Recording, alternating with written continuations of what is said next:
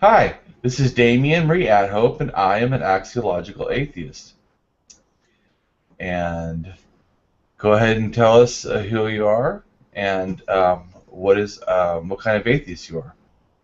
Hi, I'm Nadine Meadows. I'm in Fairbanks, Alaska, and I'm an open atheist. And what I mean by that is that I am very overt about who I am as an atheist. I don't keep it shy and hidden and quiet. I don't come up and act like a street preacher either. But if people openly talk about religion around me, I am not shy about saying I don't believe that, and here's why. Because I think it's a conversation starter, and I enjoy it more if there's people around, because I just want to drop ideas in people's minds. And so I'm not a hidden atheist, and most of the ones I know around here kind of are. They're kind of a little shocked about my openness, and so that's why I call myself an open atheist.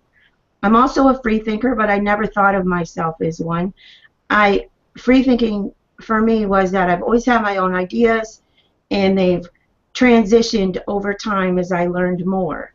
And I didn't know that free thinking as a term was associated with atheists until a guy at the bus barn where I worked, we talk when we're pre-tripping our buses every morning, and he called me a free thinker in kind of a sarcastic way, so I came home and looked it up and realized it was tied to atheism. But the definition that I'd read I thought was great. You don't tie yourself down to rules about what to think based on society norms. And so I guess I'd say I'm a free thinker also.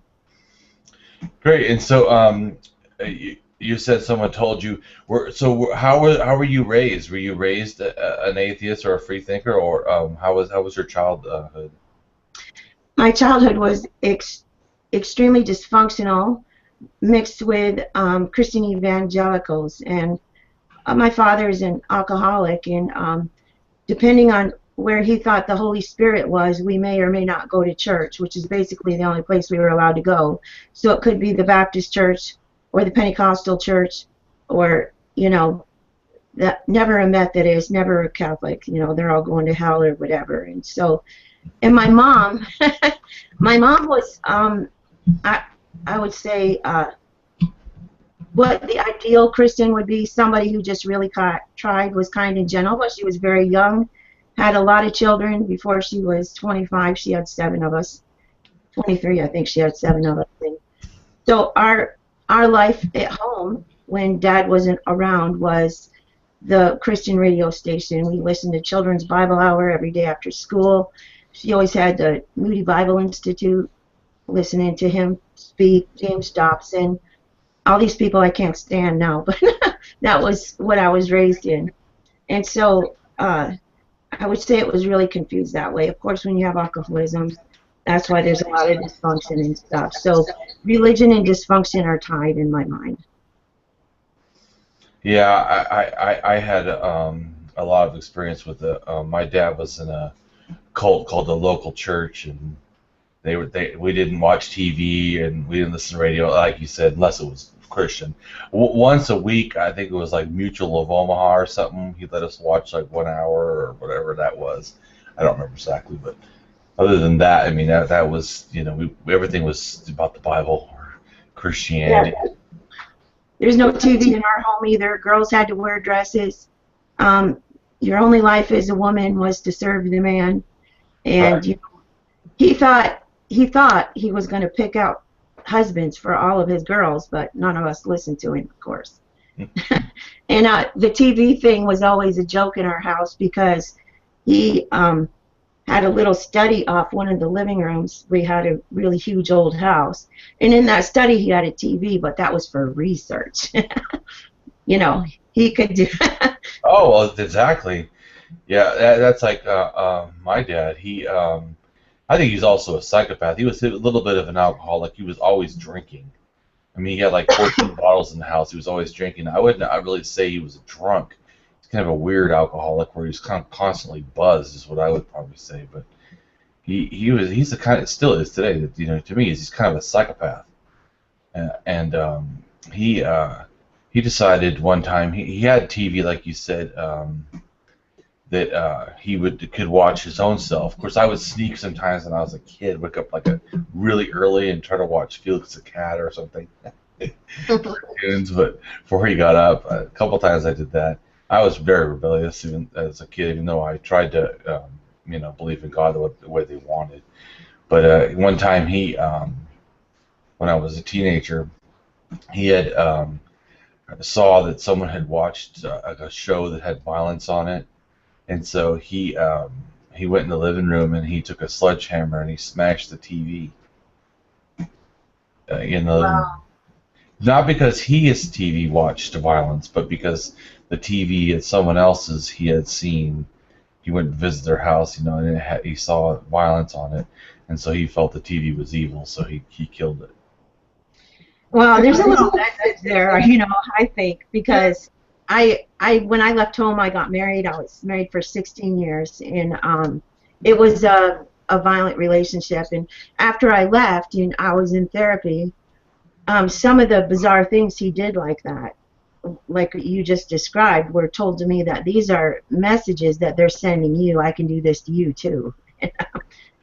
I think that's the underlying message that God takes in.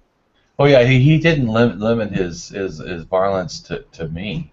I mean, he definitely, or he limited his violence to objects. I mean, he broke my tailbone with a 2x4. So. I'm sorry to hear that. Yeah, he was a pretty whack job. But to me, it's like I see that he used religion to me as a way to, like you said, justify his bad behavior. Well, I think my father, maybe I just tend this way towards people. I think as humans we have neurological pathways that are built, and whatever our experiences are, that's the pathways that are built. And so some people come out really damaged on the other side. And I'm not going to get into it, but there's a lot of dysfunctional things that went on in probably his family, and he coped with it through alcoholism. And so you pass these things on down, and it happened with my family and my kids too. And so it's a little easier for me now, being an atheist, to look at that and say, these people have already suffered. I don't have to worry about them suffering for eternity in a hell, because now I know it doesn't exist. That's a huge relief to me. And so I think that he used religion to get over his alcoholism at one point, but now religion is his alcohol, if you know what I mean. Nobody knows anything about God except for him. And so we don't really have that great a relationship. I don't have any bad feelings towards him. I just don't have any feelings towards him, I guess, any more than anybody else. I don't know. I don't want to see any harm come to anybody, but don't really want to hang out with everybody either.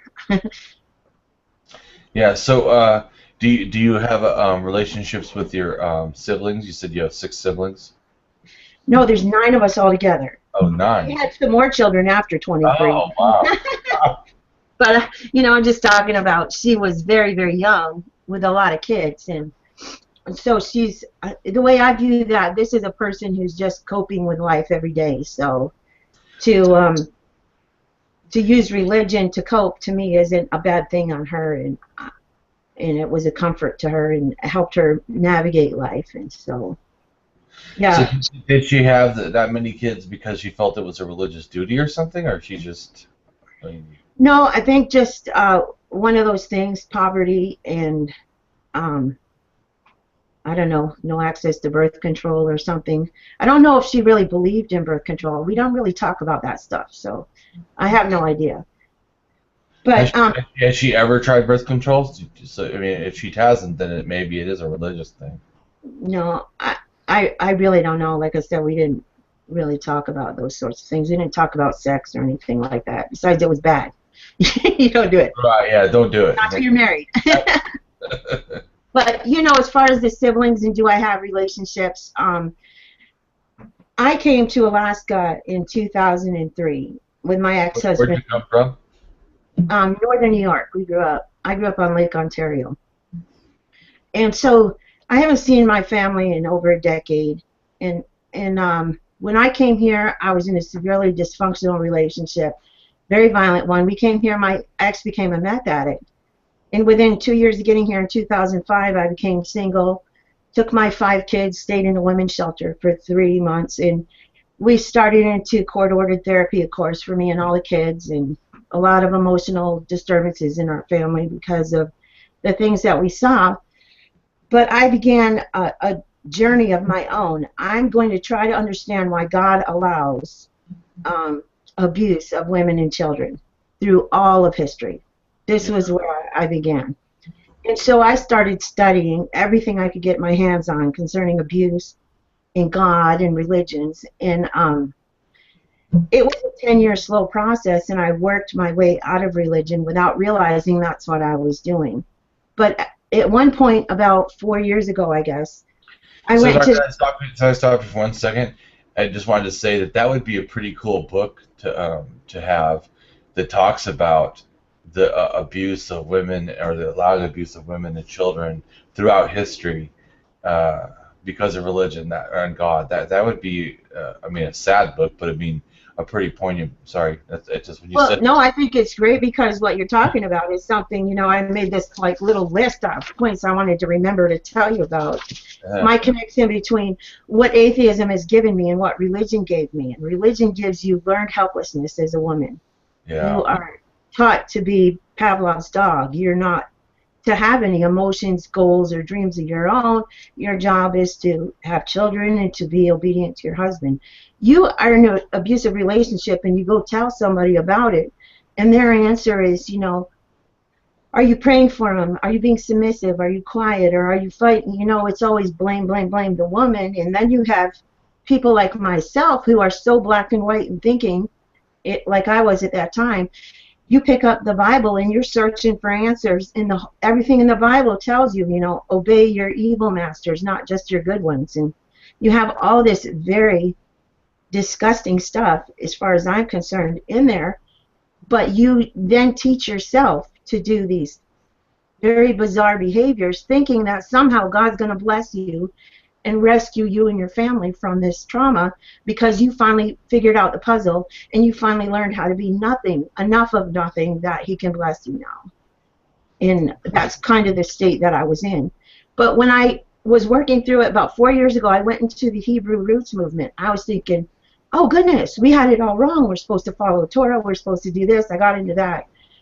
And that's when the uproar with my siblings happened. In my extended family are preachers. They were all like, you're demon possessed, one uncle said right away.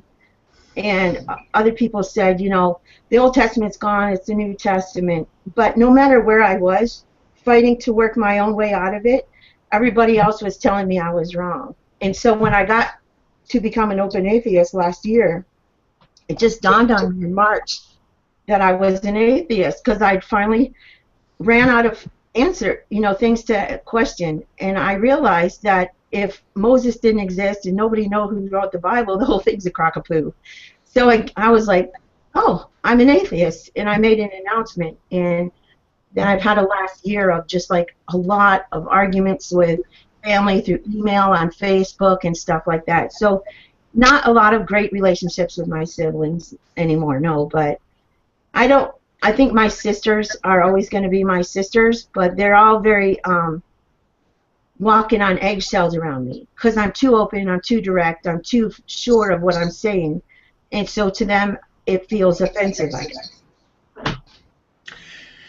So I agree with you about the Bible, about Moses and stuff. How did you come to that? I mean, there's a book called Who Wrote the Bible? I don't know if you know about that.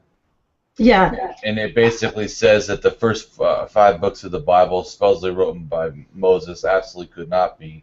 They're actually written by about 6 people, different people.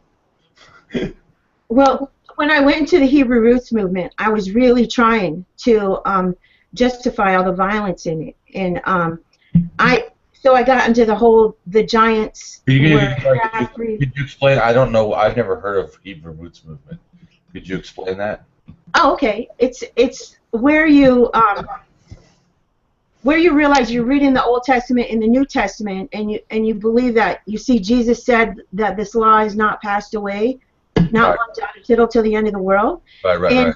the word there is Torah, and the Torah is the Old Testament. And so to me, that was a clue that I was supposed to be following Old Testament laws and basically being a Christian Jew or something. And so that's where it's at. And the movement has been going on for like 40 some years. I just came into it by accident. And I came into that, you know, God has a name and it's not God, it's Yahuwah and all that other stuff. And I got involved. Oh yeah, that reminds me. I was protesting the Westboro Baptist Church in West Hollywood at the Golden Globes. She was like going, "Oh, God thinks this and God hates fags," and I go, "Oh yeah, and what's God's name?"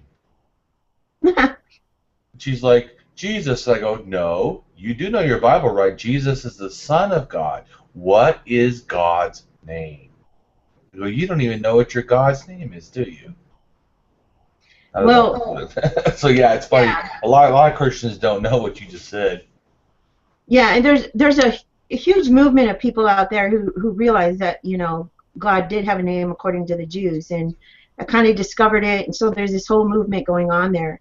And you think to yourself, oh my gosh, this is what we've been missing. This is the one truth that was erased by Satan and all of this stuff. And then when you get into it and you meet people, it's just a new regurgitation of the old, and the same attitudes and the same personality types are there. People trying to control one another, telling you if you're holy enough and not holy enough. And it was just wearing on me. I felt I was invited to go to California and live with this group of Hebrew roots people in sort of like a commune type environment, which I'm kind of a bit of an inner hippie. And, you know, communal living seems like a great idea to me until you get down to it and you realize people are selfish and there's always going to be major conflict. But I thought, oh my goodness, this is what God wants, right? I was so lonely up here in Alaska by myself for 10 years trying to follow the Bible, trying to find just the right code to make God happy with me. But my depression got worse. I became lonelier, and everything that would have helped me over the last 10 years is forbidden. You know, a relationship, somebody to touch you and hold you, forbidden because I'm divorced. Divorced women are not supposed to remarry, right? Because that's adultery. And, you know, anything that would be good to help our family heal was forbidden by the religion. And so I thought, oh, if I go be with this. Can you say some other things that for you feel that was forbidden that would help you? Well, this is kind of going to be very personal, but you know, the whole sex thing. You know, you can't have sex. You know, I personally feel now people need that. You need it to be emotionally rounded person. If you're always cut off emotionally from other people, and God wants you to be alone, and you're going to be a testimony to how wonderful He is and what He's done for you. He's going to be your husband. I wasn't getting better. I was getting worse. I was becoming more and more emotionally depressed. And even before I became an atheist, before I named myself an atheist, at one point I had said to myself, this doesn't make sense. My family has not gotten better. My children aren't better. I'm not better. Screw it. I'm going to get me a lover. And so my best friend, who's been my best friend for a long time, I just said, okay, we're just gonna be a couple. And he was so patient all these years, just waiting for me to get over what I was going through. And so I hooked up with him. All of a sudden, I'm calming down. I can sleep at night. My insomnia has gone away. I feel cared for. I feel affection. But according to the Bible, that's not anything I was supposed to have. And I just think that's really disturbing. And that, in my mind, is where religion emotionally damages people to the state that they become mentally unhealthy. And it wasn't until I realized that what I was seeing, that people who are in healthy relationships are happier. I'm not going to follow this ancient book that nobody can prove even makes any sense. I'm not going to believe I'm going to fry in hell for eternity, the scariest thing they ever give you to believe. Okay, then I'm going to fry in hell. I need a little bit of happiness. And you know that. So before I became an atheist, I finally made that step and just let everybody know it doesn't make sense what you're saying to me. I'm just not going to be alone anymore. And so that would be one thing.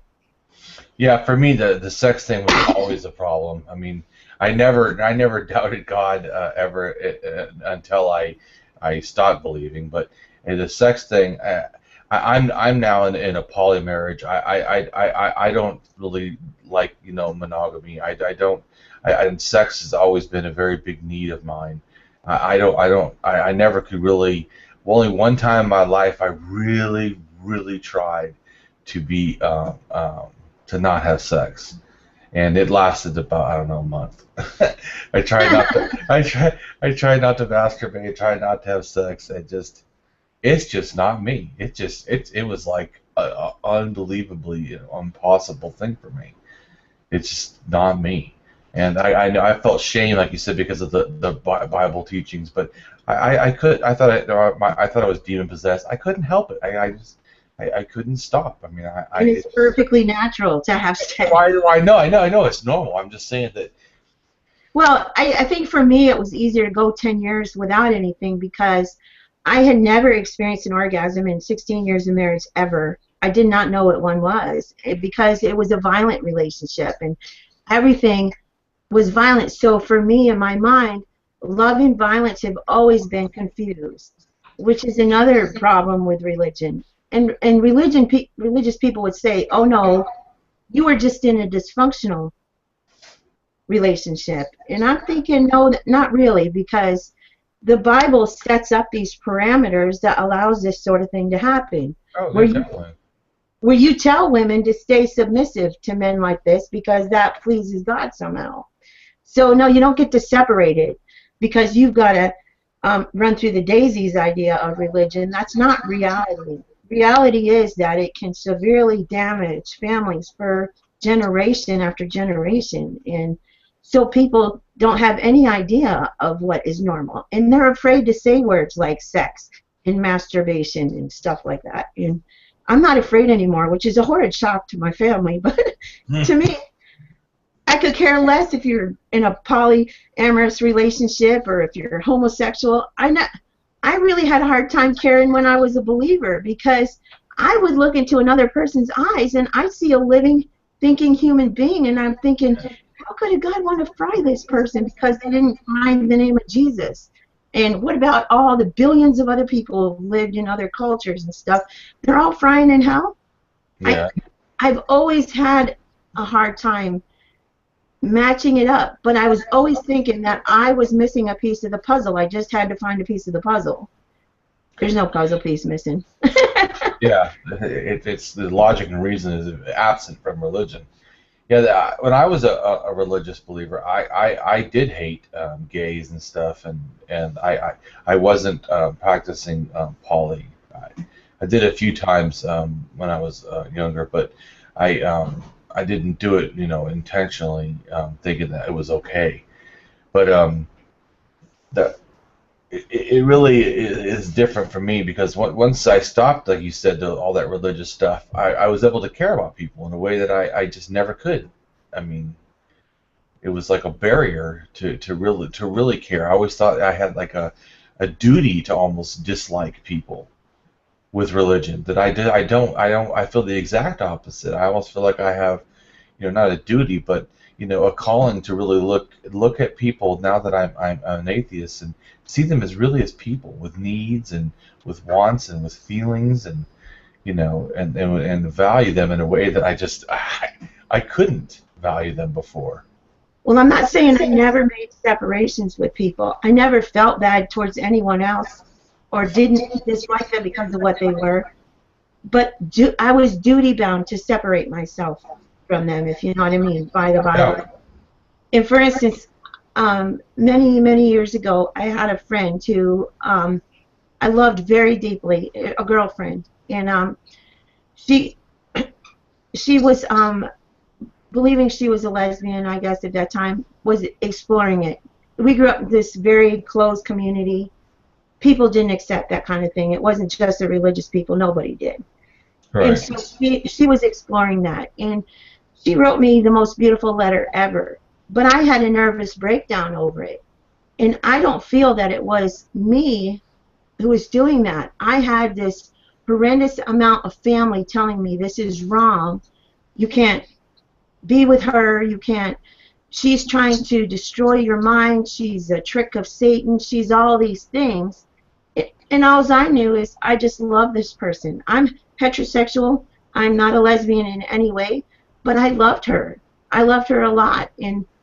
But because of the church, my family, and everybody around me, you know, over me, telling me she's dangerous, she's trying to destroy you, she's trying to pull you from God, all this other stuff, I ended the relationship, and that breaks my heart. It wasn't until, I mean, I saw her again online a few years ago, and we started, you know, just a casual sort of relationship, but it wasn't until about 2 weeks ago that I really opened up to her and told her everything that had been going on, what was going on, and how ashamed I was of having ended that relationship. It does shame me terribly to this day, but So could you tell me what the shame was, or tell us what the shame was? that I hurt her. That all these years I've carried that. I hurt her badly.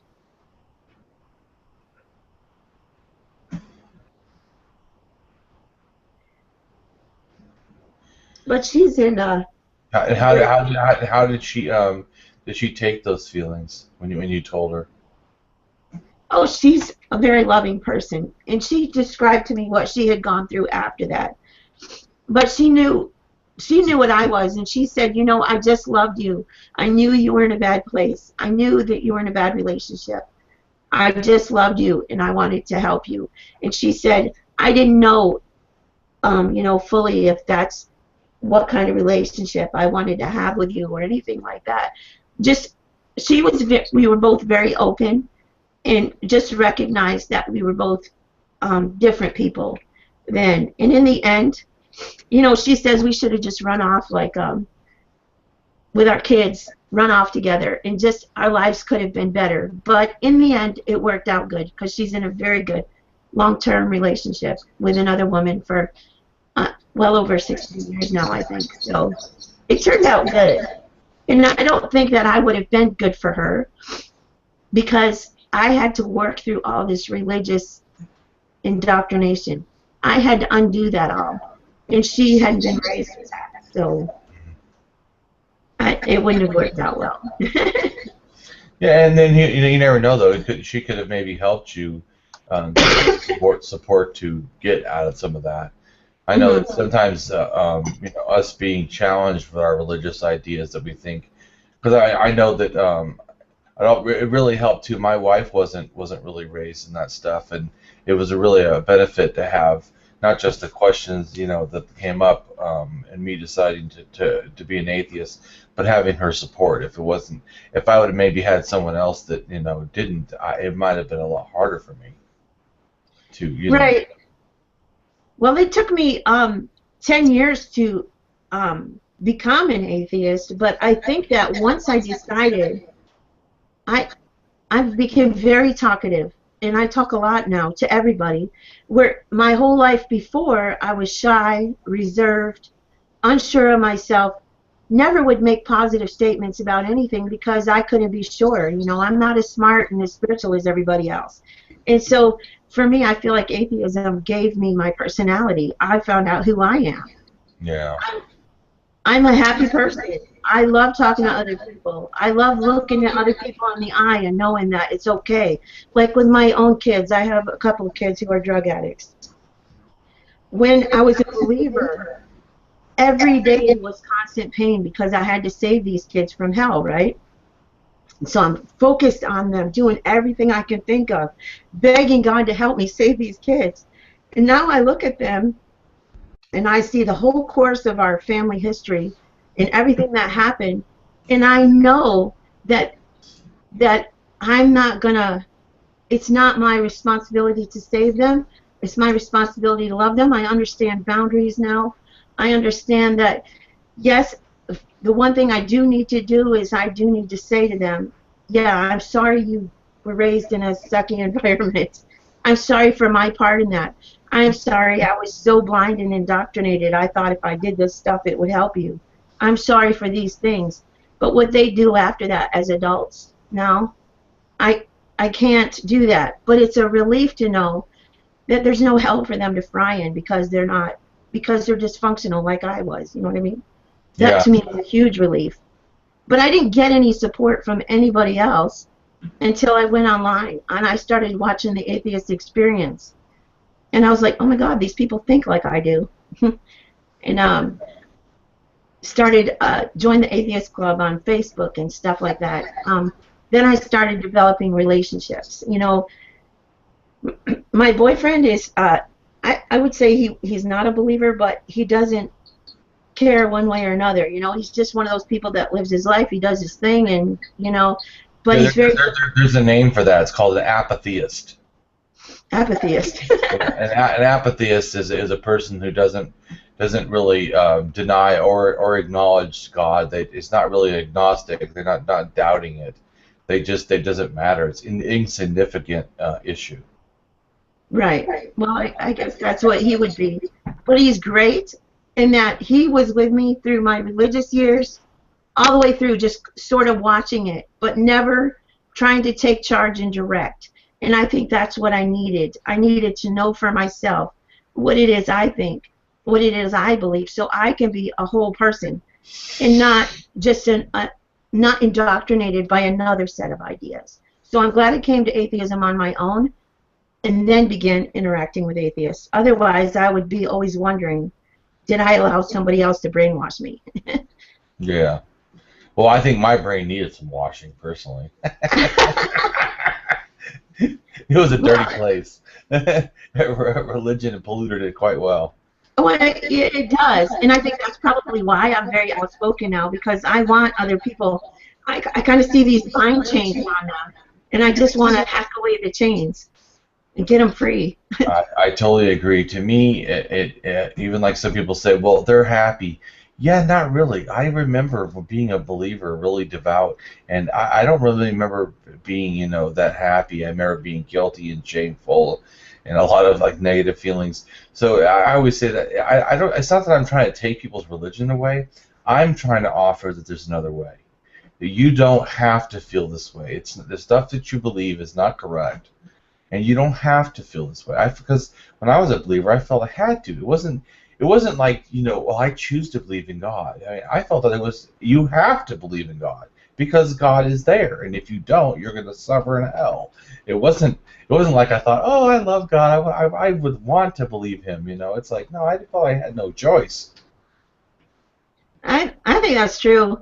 You know, I was in the post office the other day, and a vet, he was about 25, 30 years old, came in, and he was looking really distressed, and he was there to pick up a package, and he started talking to me about how apparently he didn't have any cars, so he's running and running to the post office the night before to get his meds from the Veterans Affairs office.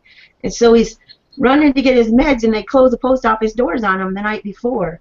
And then he's there, and now they can't find his package, and he goes, well, maybe this is a test from God. And I go, dude, there's no test. There is not a test. I said, what life is it rains poo on people. It rains poo on everybody. And life is about navigating the poo. There's no cosmic test, no puzzle for you to figure out. It just happened. Shit happens. And I feel like if people could just accept that, you know, I used to say, why is God testing me? 45, 46 years of my life, one trauma after another. That's been my whole life. Why? What lesson am I missing? What's the puzzle? There is no fucking puzzle piece missing. It's just a crock of poo. And poo rains on people, and now I can navigate the pool because I have real tools. I know that my car broke down in January. Then I don't get in accidents, but I totaled my boyfriend's van, and so now we have no vehicles, and I'm thinking, poo just rains.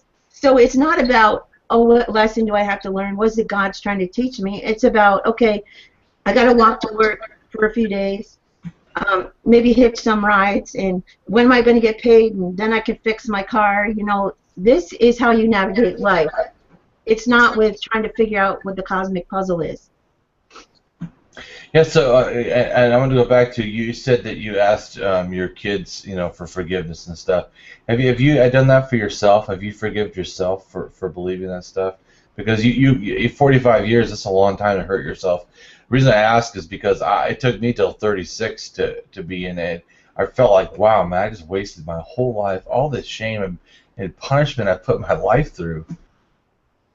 Well, I don't know if I ever felt I needed to forgive myself because I just did what was taught. You know what I mean? I didn't know it better. I can't be angry that I didn't know better. The only thing I get angry about, and I went through a real anger stage this last year, is over the people who taught me, like the women's Bible study teachers from back east. All of a sudden, everybody found out I was an atheist, and people from my past are trying to join me as Facebook friends. Well, I knew what that was about. So selectively, I allowed some of them. But, teachers, preachers, whatever, they've got a lot of nasty things to say to me now. And that makes me angry. Sorry, you don't have to say who said what, but could you tell us some of the nasty things they said? Well, they act like, first of all, the search for knowledge is evil. It's all about faith. And they act like I'm being hateful because I don't believe their personal stories to prove God. And so there's a lot of verbal attacks about you're hateful, you're angry. The same top 10 attacks against atheists are you just hate God, you just want to sin, you just want to do that. And then when you tell these people no, and you're very logical and you explain how you measure truth, how you don't measure truth, and then they become angry, I have no patience for that whatsoever, and I call them out on it. You played teacher your whole life to me.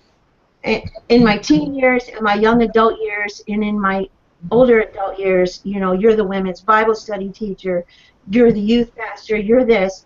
You think that you get to say what you want and I don't get to challenge it? You're crazy. I think they need my forgiveness, and I don't know if I'm there yet. I'm there totally when somebody will hear me, hear what I have to say, and then walk away. But if they don't want to hear what I have to say and they just want to turn it around on me and say that I'm being hateful or angry, or they've said things to me like, you're dangerous because you're going to harm people who are wavering in their faith. They say things to me like that, and I look at them and I think, you over and over and over prove to me that teachers in the Christian community are the most dishonest people on the planet. That's been my experience. You're very dishonest. I'm angry about that, and I'm not angry about a God because there is no God. I'm angry that you think that you have a right to control other people's minds, and I'm not going to be silent about it. I'm not going to be ashamed about it, and I'm not going to go hide in the corner because you said so. I know now that I'm smart and that I'm intelligent and that I have a lot of things. You don't have that over me anymore. So I'm going to call bullshit when I see it. Yeah, I think it's pretty ridiculous how they do that. I'm very outspoken too, and I remember coming out to my mom, and I wasn't trying to, like you said, I wasn't trying to even push it in her face. She just said to me, "Can I pray for you?" And I was like, I don't really, care, but I don't want you to. And she's like, "Do you hate God?" And I was like, "Well, no, because I don't believe in a God. So there's nothing for me to hate. I would hate the concept of God, and if God was real, how it's been explained in the Bible, sure, I believe that kind of a person would deserve to be hated. But no, I can't hate something that's non-existent. The way you talk about it, you say it like it's real." So, and my mom cried. I mean, it was like, but yeah, like you said, they see that all we have to do is basically deny it, and it's like we're being offensive. Well, the one person that's been very true to me this whole time is my mother, my mother's a good person, but it was kind of a shock in a way because she's so tied to her faith, right? But when I came out as an atheist, she did nothing but continue to love me. She doesn't approach me without pray for you. She doesn't do the typical stuff that Christians do to people that they find out have become atheists. And so that was a huge relief, I guess. And for me, I cried probably a couple hours over that because I was so relieved I didn't have to lose my mother because I've lost so many other people because of it. Yeah, I think that's one of the sad things is the shunning and all that happens in religion. Supposedly religions connect people, but it only connects people usually of similar faiths. So really, that's nothing special. I mean, it's just, gangs do that. I mean, that doesn't make them productive things, because a gang will like people in the gang. I mean, it's not. That's not a big sell. People, oh well, religion connects people. No, it doesn't. Religion is very good at separating people because it makes us and them. Right. My parents were always alternative sort of thinkers. They went routes I wouldn't have. But like my dad was part of the John Birch Society. He always talked about What thinking. that is? I don't know what that is. Oh, it's a sort of. I was a little kid and I remember going to the meetings and I was like 5 or 6. But it's sort of like a what's that, libertarian sort of ideals in meetings, and it was real big in the 70s, I guess, with people who were anti-big government and stuff like that. And so there's a lot of books in our house on forbidden topics and things like that. And so on one level, we have a joke against my father. He taught us to think for ourselves. He just didn't think we would think differently than him. And so, yeah, so I would say that my parents did instill a little bit of free thinking in us, not as far as what it means to atheism, but what it means to not, just towing the social line. They were very different in that way. And so I guess I shouldn't have been surprised that my mother still accepted me. My father doesn't say anything to me about it. He sees what I post on Facebook, but he doesn't say a word about it. So. Yeah, my mom took it really hard. Now she's good. I would say just tries to tolerate me, or I think she says she loves me. I think that may or may not be true. I don't know how much, because I think that I think she feels like it's probably a duty as a Christian or whatever to love me anyways or whatever. So I don't know. I guess there must be mothers like that, but from my perspective as a mother, I have 5 children, 16 to 24 years old, and I have children that my oldest son is very dangerous, and I can't be near him, but I love him a lot. I mean, that emotional pull towards him never is out of my head or out of my thoughts, but I do have to make a separation. So I hope your mother's distancing from you is the mental dysfunction from her religion and not that she actually doesn't love you. Yeah, even if she didn't, I don't really need my family was never there for me when I was a child and was very abusive, so it doesn't really bother me. To me it's almost like my family's already died. Well, it felt like that when I became an atheist and I lost my brothers and things like that. They were very angry about it.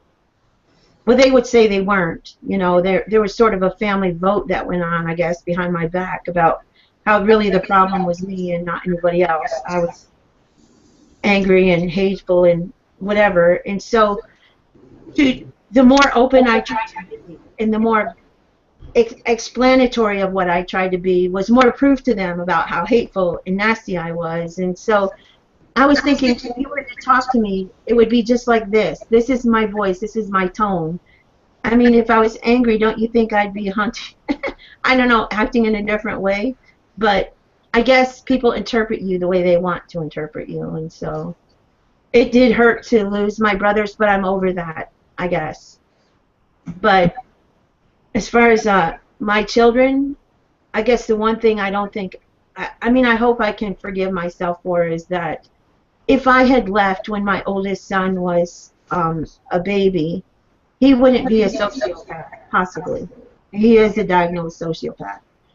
If I had left him then, my ex-husband then maybe I could have saved my son, but I could do that forever. And we could go all the way back to when we were in the jungle, and we were apes billions of years ago.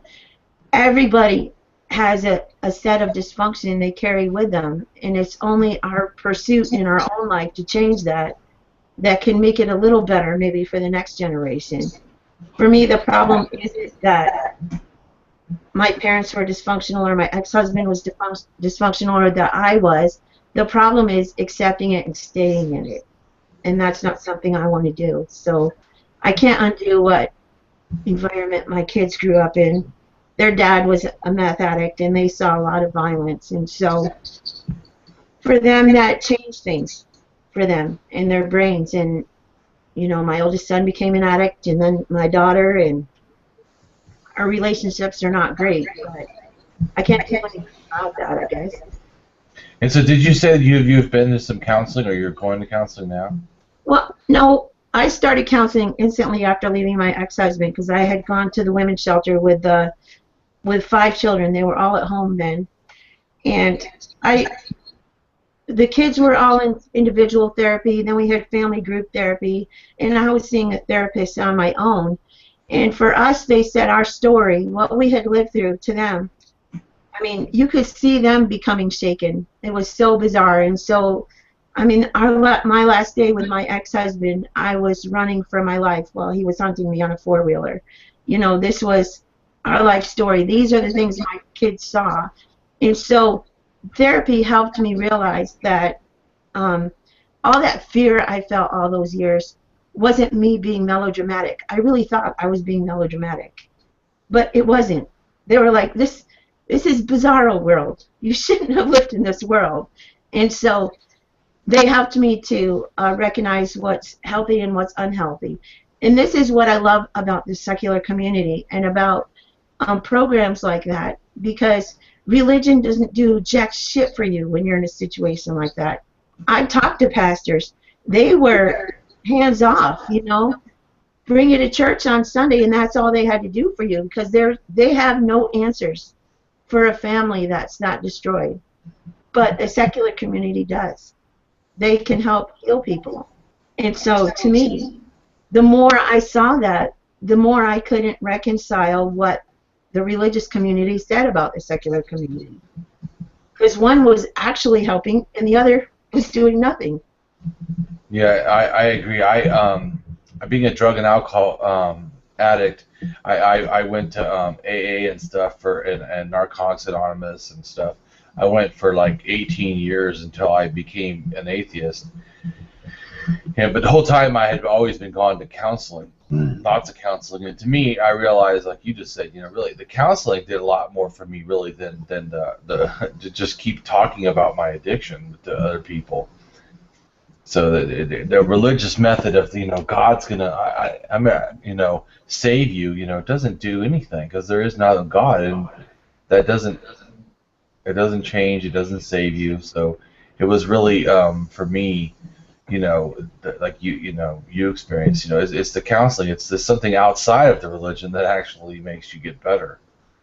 Right. Well, you know, before 2003, I was going to a church in North Pole, Alaska, and they have like this big mega church down there. And this new thing has started, and I think it started in mega churches all over the country, where they have these cell group meetings during the week. And in these cell group meetings, you're supposed to tell each other your darkest sins, like, you know, if you're a homosexual, or if you were sexually abused as a child, or if you know, or what your addictions are, and all of these things. And even then, I was really averse to that. I thought, it traumatizes me. I still get a little cold and shivery right now talking to you about some of this stuff in my past. Why would you go to church every week and re-traumatize yourself? I needed tools, and the secular community gave me tools to live life. And for that, I'll be forever grateful. Yeah, I don't know if what you're talking about is Celebrate Recovery, but that is. I think so. That is what my mom and my stepdad are really big in. They're like youth, pastors in and stuff, and they've gone to other countries, to Prague, and I don't remember where else, but they've gone to, you know, different parts of the United States and stuff, and yeah, that's like a version almost of AA or something like you said, but then it's even more religious. Yeah, and it's you don't get anything out of it. They don't have ways to help you. It's all about praying. Well, we know as atheists that praying is like just like talking to a ceiling, which is funny because when I was a little kid, I used to think I'm praying and it feels like it's hitting the ceiling and coming back down. You know what I mean? I was a lot smarter when I was a little kid. Yeah, nothing fails like prayer. I mean, prayer is just empty words given to nothing. You know, that same effort put towards action can actually do something. Yeah. And I was going to say another thing. You say a lot about forgiveness and stuff, and really, to me, forgiveness is the concept in general. To me, is a religious concept. I mean, that they don't teach us in counseling. When I went to counseling, there was never a class on forgiveness. Right. To me, I'm just saying that like you said, you know, can you forgive, you know, other people and stuff? I don't think we need to. I mean, it's like if it's funny to me if there's a person, they're a criminal, and they do someone like say if you had been raped, you know, you're supposed to forgive it, but would you demand someone else who'd been raped to forgive someone? No. You know, no. And so it's this ridiculous thing that somehow you're not good enough to feel that you matter and that someone did you wrong and you have the right to be mad at them, or you have the right to see them as done wrong. And I think that it's a completely religious idea that you're not good enough and you need to, you know, forgive people. But that's just a bunch of nonsense. What's so funny to me is that supposedly Jesus tells you that you're going to be sinning if you don't forgive. But he has no problem supposedly of putting people in hell, so he's going to torment and torture people that don't, you know, that he doesn't like. But you're supposed to forgive no matter what. But him, yeah, not so much. It's just. I agree with that. You know what? I thought about coming on today. I didn't know how much I wanted to say about my childhood because it was, you know, extremely dysfunctional, and there's just always this guilt thing, like you cannot. One of the things I was trained as a girl, and nobody like sat down and got a curriculum and tried to train me this way, but by the things people say and do and the way they behave, you learn certain things. And what I learned was that the aggressor, it's never their fault. You have to forgive them no matter what, and you have to understand why they're doing it. And in understanding why they're doing it, it'll help you to accept what they're doing. And so even part of that is still in the back of my head where I think, I'm going to come talk to Damien today. My past is so much a part of why I am the type of atheist I am today. I may have to talk about that, but should I? Because, you know, these people are still living. But like you said, it's my life. This stuff was done to me. It was taught to me. I have been molested. I have been raped. I've been all those terrible things that happen in religious environments or even in secular environments. But victim blaming with religion, it tells you that you're supposed to esteem everybody else is better than yourself, and that you're supposed to, if you truly love the way Jesus wants you to love, then you have to cover a multitude of sins. So you're never allowed to just speak your own story. And to me, that's a crime. And I want to tell people, it's bullshit. Just speak your story. They did it. They should have to stand up to it, not you. Why do you have to take on the emotional trauma of making sure that you never heal yourself because, you know, they might find out that you talked about it? Yeah, that's what I'm saying is that I'm telling to you that you have the right to your pain. Right. You have the right to your anger. You have the right to your hurt. You have the right, and you don't have to defend them. What they've done is not defendable. It shouldn't be defendable. And if they get exposed and if they get hurt by it, it's what they've done. It's the cause and effect. They did this. Why should you have to reshame yourself so that they can be okay? What they did is not okay, and it is totally good and acceptable that they accept the punishment. I mean, if somebody quits murder, they don't go in front of the judge and the judge, you know, says, "Do you kill?" And yes, I did. Well, I forgive you. So have a good day, you know. And yeah, we you won't. still carry the consequences. Yeah, it carries consequences, and so the point is that it needs to carry the consequences. I mean, what's funny to me is that it's told as forgiveness, but usually, if you look in the Bible, forgiveness supposedly is when people ask for it on their knees. There's a part that talks about that. And it's so funny. I don't remember anybody asking me for forgiveness. No. But like I said, to me in general, that whole concept is set up for shame, because you're supposed to say it's not okay. And especially this is really damaging when it happens, like you said, molestation within a family.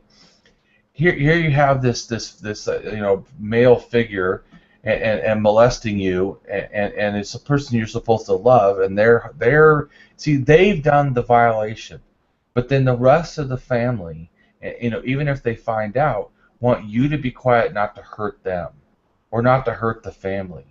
I'm sorry, you're the victim. You didn't hurt the family. You didn't break the trust.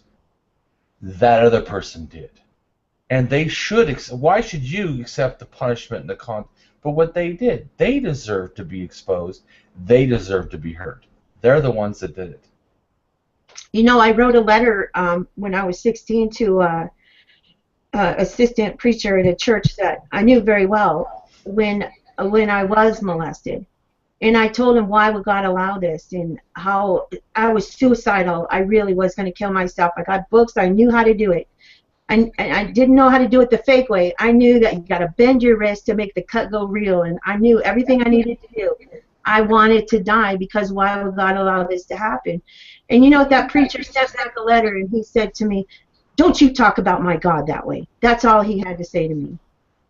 And I never forgot that. And so it's blame the victim. It is. Religion blames the victim. It is, and it's really sad because of that. Like I said, and it really steals your voice. It makes you feel ashamed for having hurt feelings and for being ashamed. I mean, you feel ashamed for being ashamed when someone actually shames you. I mean, to me, it's disgusting. Well, it was right about that time period that the switch flipped in my head, and I thought, you know, because religion teaches you that everything happens for a reason, and that God's testing you and all this stuff. So, you know, when I was a young girl, I was very beautiful, and I attracted a lot of very bad things from grown men, even from when I was a real little girl. And so when I was 16 and that happened, and that preacher sent that letter back, a switch flipped in my head, and I thought, that's what I'm for. I'm to be used.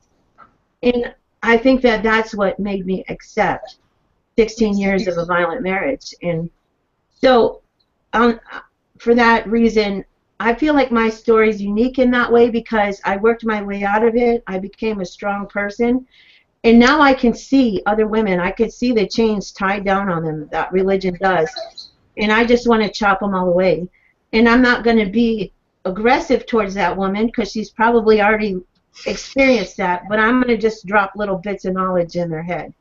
And for people who want to put chains on other people and say, well, God's testing you. He's not going to give you more than you can bear. I'm going to say, you know that's bullshit, don't you? Yeah, you know, there's a thing like instead. I feel the opposite of forgiveness. I think there's a thing you can do for yourself, for like the people that have hurt you, even if you don't want to expose them, or you don't know how to, or you're not available to, is actually writing a letter to them. You writing a letter of your feelings to them. I did that. It was very, very helpful for me because of what my dad has done to me, and my wife did it, you know, and it really is, because it gives you back your voice, because I think that's one of the things that religion, like you were been talking about, and that whole society, is that you need to be quiet, you need to lose your voice, you need to just accept and love them. And to me, that's what forgiveness basically is in that context, is that you don't matter, you don't have a voice, you just need to do what God wants, you know, you just need to be quiet, like you said, submissive. And but that's very damaging, because I mean, they already stole your voice by abusing you to begin with, and now you need to be again stole your voice and not allowed. So I wanted to read you a little bit of the letter I wrote my father, just to give you an idea of how it feels. It's called "Father is an F Word." I want you to understand what I went through and how your parenting affected me, and what it produced, so that you can truly understand what you need to make amends for. You have never been a father, but you were supposedly my dad. I felt fear as a child because of you. I had to steal to eat as a child because of you. I felt stupid as a child because of you. I had to eat dog food as a child because of you. I had to go to the bathroom outside like a dog as a child because of you. I felt shame as a child because of you. I had to break into my own house as a child because of you. I had no friends as a child because of you. I was made to feel unsafe as a child because of you. I felt unlovable and unloved as a child because of you. I felt everything that I did was wrong as a child because of you.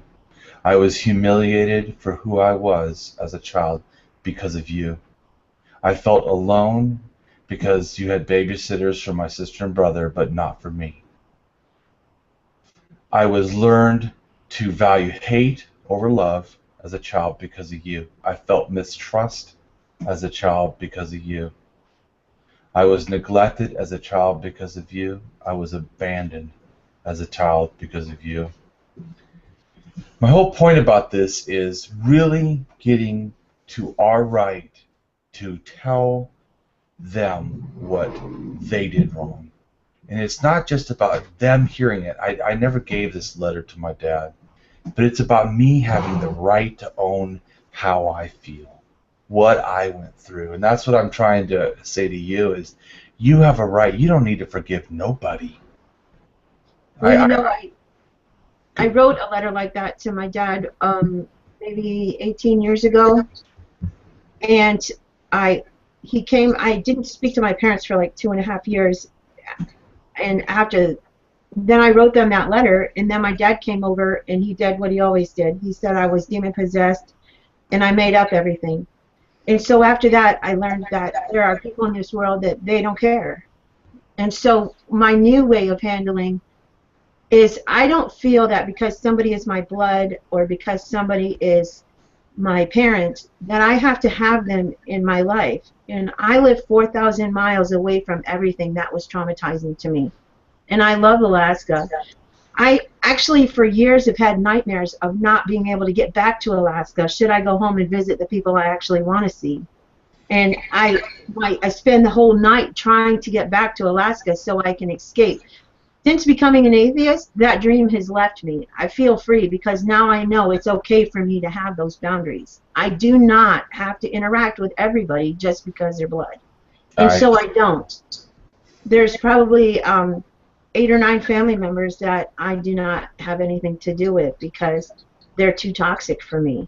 And I don't need to re-traumatize myself. And that's very healthy, and that's wonderful. Like I said, that's the point I'm trying to make is that this thinking that somehow we have to, if we're duty bound to forgive or you know, why we should love, you know, the things that are loving to us, things that are not, like you said, are toxic, and we don't have to accept toxic in our life. Right. Well, you know, and that's what I think about my older son. I can look at these people and I can understand how they became the way they are. I even still feel strong feelings towards my ex because I feel sorry. From what you read on that letter, that was my ex-husband's life. He got beaten up at 18 months old on. He was being fisted in the face. And that was his childhood. While his brother was loved, he wasn't. And so I know why he's the way he is, but I don't have to then give myself as some kind of a human sacrifice to him to make up for what happened to him. That's craziness. He needs to fix himself or not. And I need to keep the boundary that keeps me safe.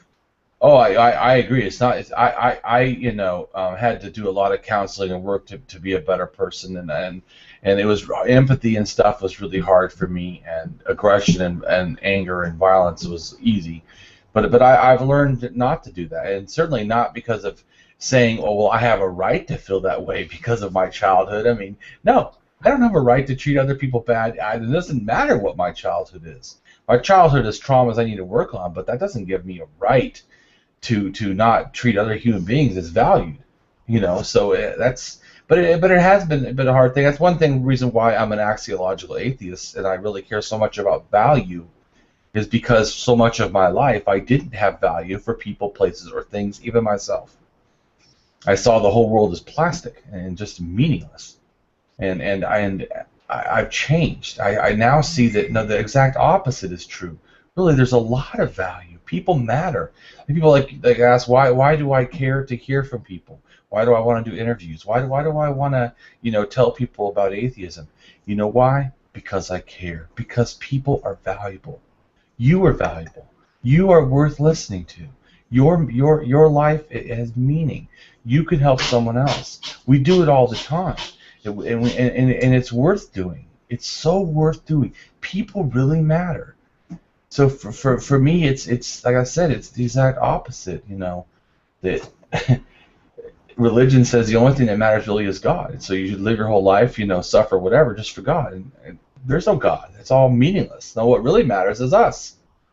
Wow, what you just said just reminded me of stuff that I was going to tell you about my childhood. You said religion tells you to suffer for God.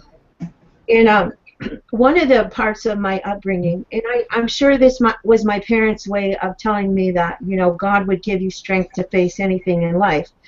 There was a man named Richard Warmbrand. He's written books called Tortured for Christ and stuff like that. He spent years in a prison camp being tortured because of his belief system. And his child was left homeless on the street.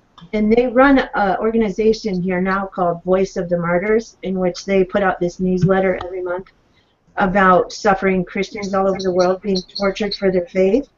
I always read the Fox's Books of Martyrs as a child. And so what subconsciously all that told me was that the highest ideal was to become a martyr in some way. It's that. I feel like that was a huge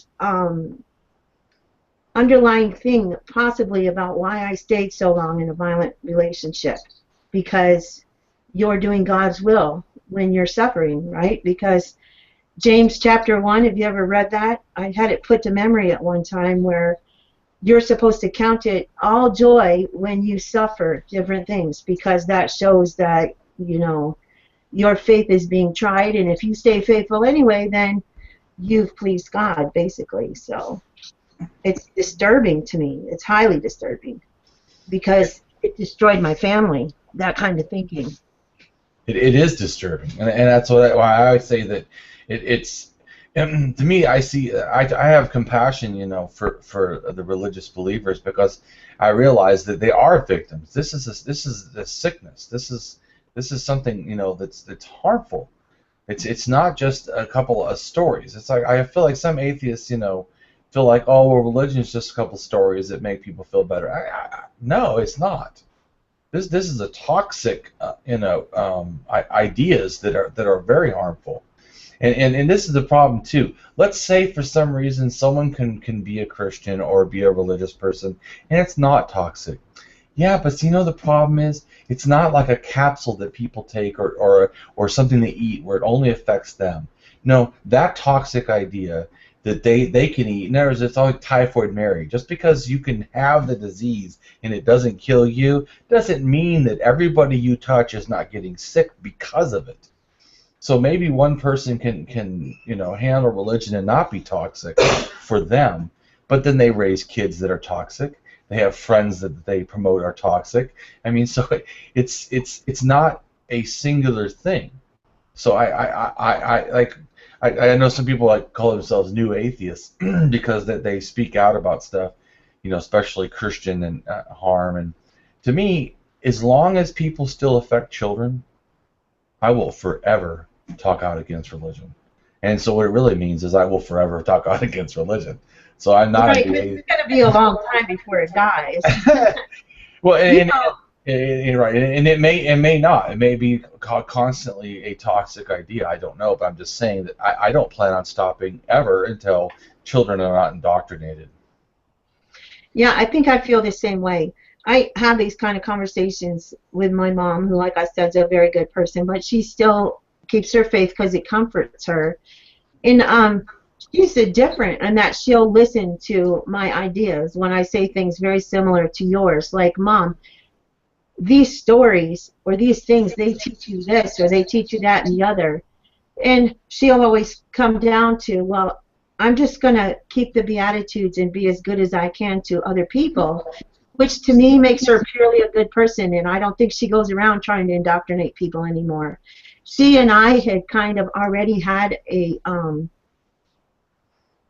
close relationship, and I was already ostracized by my family because of my stance on the people of Gaza. It just breaks my heart, and as a believer, I could not believe Christianity was supporting Israel's oppression of Gaza, and so I was already on the outs of the religious community for that, and my mom also, but my mom's much more peaceful and doesn't rock anybody's boat, right? She's not rocking anybody's boat, where for me, I'm completely different. We have the same ideals. As I'm a pacifist. I don't think everybody else has to be, but I am. And because I see the value of other people, and I see how they're confused and as they are. I guess the only thing I'm not a pacifist about is I think that all child molesters should be given a drug and put to sleep like we down rabid dogs, I think.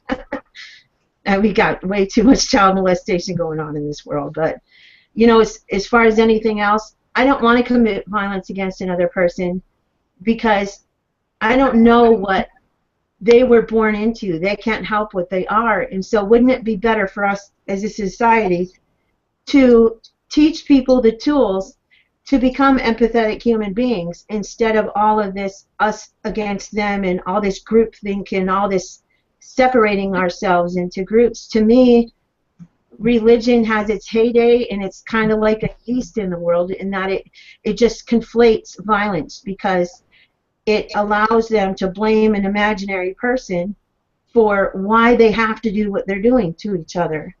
And once we erase the religion, then they have to accept that I'm violent because I'm violent, not because somebody else is demanding this of me. True, and then also beyond just the accepting that you're violent, it's also when you don't have religion, you don't have an excuse to not change. Like, you know, say a person is religious, they're violent. Well, you know, well, God loves me anyways, or whatever. There's not as much to me, you know, reason to feel the change because, like, especially most religions, you know, they give you this thing, that thing of forgiveness. Well, I did a bad thing, a terrible thing, I killed babies, you know, but God loves me. You know, I've asked for forgiveness, so I'm okay. You know, we're a secular community. You rape and kill babies. Sorry, we're not going to give you forgiveness. You know, Right. we're going to hold you accountable. You know, for that behavior. So that is truly a difference. I think in that because it's not okay. So I think that's another issue that, like you were talking about, the forgiveness that they do differently. And I want to say though that I don't think that there's not good people, you know, that are religious, but I do not think they're good because of their religion. Oh, absolutely not. Yeah. They're good because they're good people. That's what I tell my mom. I say, you were always a good person. If you didn't have that religion, you'd still be the good person you are. Right, because most people, you know, that think that they're good because of their religion are actually, you know, only picking the good parts of religion. Because, I mean, if you want to, as the bad people would show, that you could pick all the parts of religion that are bad. So, because it's not that, like the Christian Bible, it's not like the Christian Bible. They say it's a love message. Love message of what? It's like doom and destruction and hate. And, I mean, oh, somebody gave his life for you. Well, that's disturbing that somebody would torture their own son when, if they're an all-powerful being, all they had to say is you're forgiven. Exactly. Just say it. If you could speak worlds into existence, all you got to do is say you're forgiven. Right. And the point is that to demand that suffering happens so that you can forgive is what it's really saying. I cannot forgive the world unless someone suffers and tortures. And that, I agree, that is extremely, you know, disturbing. Well, it kind of cracks me up because I've been seeing on my Facebook feed all this stuff. People are all upset in the religious community over 50 Shades of Grey, and I'm thinking Christianity is all about bondage and sadomasochism. What are you upset about? Yeah, that's funny. Yeah, whippings and all that. I mean, it's like, yeah, well, Yeah. and you know, a lot of people don't understand, like, where the Bible first off doesn't say like that, you know, spare the rod, spoil the child. That's actually not in the Bible. Oh, really? No, that's actually from a I can't remember, it was a 17th century or whatever, 18th century poem that was a lust thing about spare the rod, spoil the child. You know, if your wife isn't tame, she'll be wild or something. I can't remember the whole thing, but it's basically pornography. It's not even. What about the verse that says, "Spare not for the bruising"? No, but no, I'm saying that one statement is not in the Bible. Right. Spare I the just rod, wondered spoil if the the other child. one was. Yeah, no. There's other things that say that that, you know, you should use the cane and all that, but you need to understand that what they're talking about is actually, if you read the original Hebrew, is actually club. It wasn't a rod. In other words, like, you ever heard the thing in David says, where he says, "Yea, though I walk through the valley of the shadow of death, my rod and my staff will comfort me." Well, he doesn't have two sticks. So you have to just understand right away, the rod is not a stick. This is a right rod and my staff. Well, his staff is what he walks with. That's what also has the hoop on it, you know, to get the sheep. Yeah, well, if that's for that, what is the rod for? Well, the rod was for hitting the tigers or the wolves or whatever. So it's a club. Oh, wow. Like a 3-foot stick with like a big ball at the end. And that's what you're allowed to hit your child with. So I mean, Damn. it wasn't a paddle; it was a freaking club. And it also, there's a thing that talks about, you know, like you said, beating your slave. Well, they would beat them with the rod, with this club. Mm. And of course, if it can, and it says, and if they, you know, don't die, then you've done nothing wrong because you own them. Well, obviously, this rod is powerful enough to kill people, because if it says that if they don't die, then it means that it's possible they could die. And this is the thing that you're, you know, supposedly using on your child. And there's no nice way to punish someone with a club. You know what I'm saying? Well, even as a believer, I was a nonviolent parent. I didn't believe in parenting violently, and it upset me. I mean, I remember being a little kid and sitting and hearing sermons in church about how to drill holes in the paddle so you could cause the most excruciating pain to your child.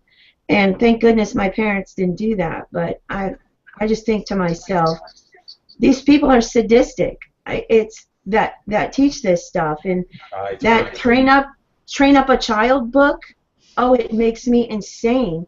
I read that one passage in there where you take a 1/8-inch PVC tube and you spank your 3-year-old until they've given up trying to protect themselves or fight you. That's bondage and sadomasochism right there. The child has no ability to consent to that. You're beating them until their will is completely broken. That's Pavlov's dog training right there. And it just disgusts me. And it disgusts me that people defend it. Yeah, it's fucking horrid. Yeah, I mean, I don't know if you know, but I'm for anti-violence also. I anti-aggression. I feel that it should be peaceful, positive parenting.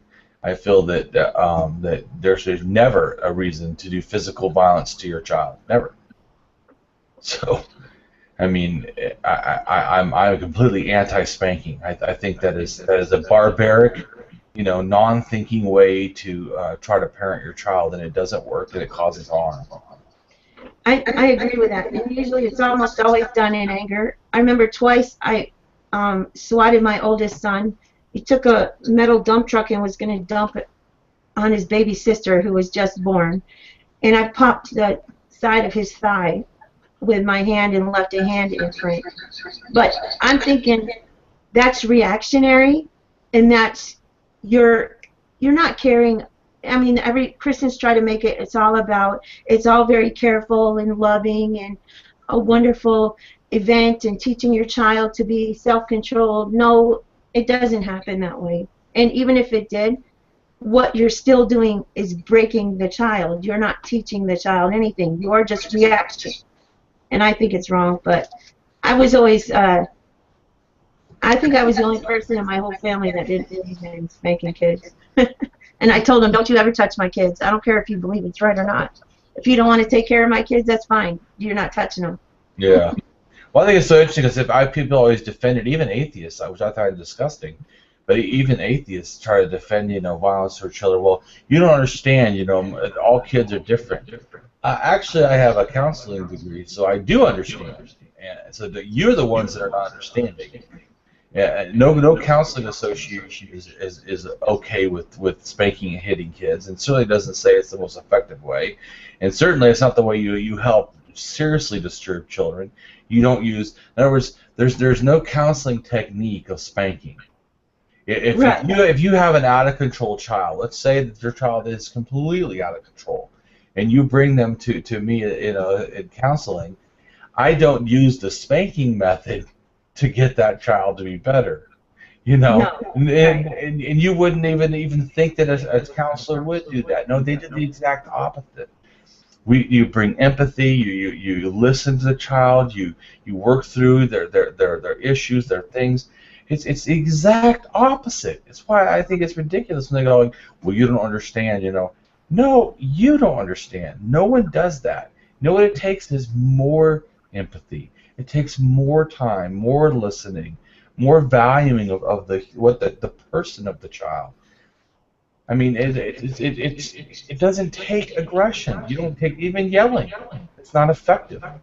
No, it's not effective, and I just have to admit right here that's our whole family has post-traumatic stress disorder, and as a result of witnessing and being part of long-term violence. And I mean, my kids saw things like my ex did sledgehammers to calves that he bought me. If I loved animals, he would kill them in front of us, and he would bring me the animals. Then if I loved them, he would kill them. And we had all kinds of really bizarre things happening like that. And so we have developed post-traumatic stress disorder, and one of the symptoms are triggers make you yell. And it took us years to learn that when we're getting excited because of noise overload or because we're frustrated with another person, we scatter like cockroaches in this family because we all have to go be away from each other till everybody calms down because everybody has the same problem. We were given that tool through therapy, where before we didn't have that tool, and so you'd be screaming at each other for half an hour. We sound like an Italian family cussing each other out all the time and stuff, but it does not work. Nobody's heard. Nobody's being listened to. Where if we take the time away and we have to remind each other, we need to go away, we need to not talk right now, you can usually come back. Sometimes it takes us 24 hours to come back. And well, this is, probably where I got a little out of shape and in a wrong way, and the kids will do the same thing. And so we've learned real tools again, as opposed to it's okay because I was frustrated. No, it's not okay. If you're not always trying to be better, then I just think it's shameful. So are all your children now out of the house? No, I have 2 left at home and 1 in college. 2 at home are 16 and 17, and the one in college, he's 19. No, he's 20 now. And then I have a 22 and a 24-year-old that are also at home. I don't have relationships with the older 2 because of the lifestyle they're in, and I just can't have it.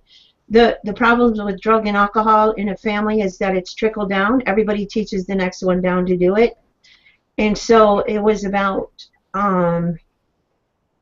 been 17, about 5 years ago now, I had to make a clear cut with my oldest son because he was bound and determined to turn these other kids into drug addicts. We have real strong fences around the family now, but so I don't have relationships with anybody who does drugs and alcohol. I'm thinking that's your choice, you do it. I don't have to be involved in it, but it's not going to be around the ones that I still have at home, and so that's the way it is now. Right. So do you parent your children now with secular beliefs, or do you just not address the issue at all? Well, my son Ben has been frustrated. When I was in the Hebrew Roots movement, he and my youngest daughter, they joined me. They were both happy about it. It was helping them deal with some emotional problems they were having, to feel like, okay, we found something that we can live by and was truth. And it was fun kind of celebrating the feasts and all of that stuff that we did. And so on one level, it brought our family closer together.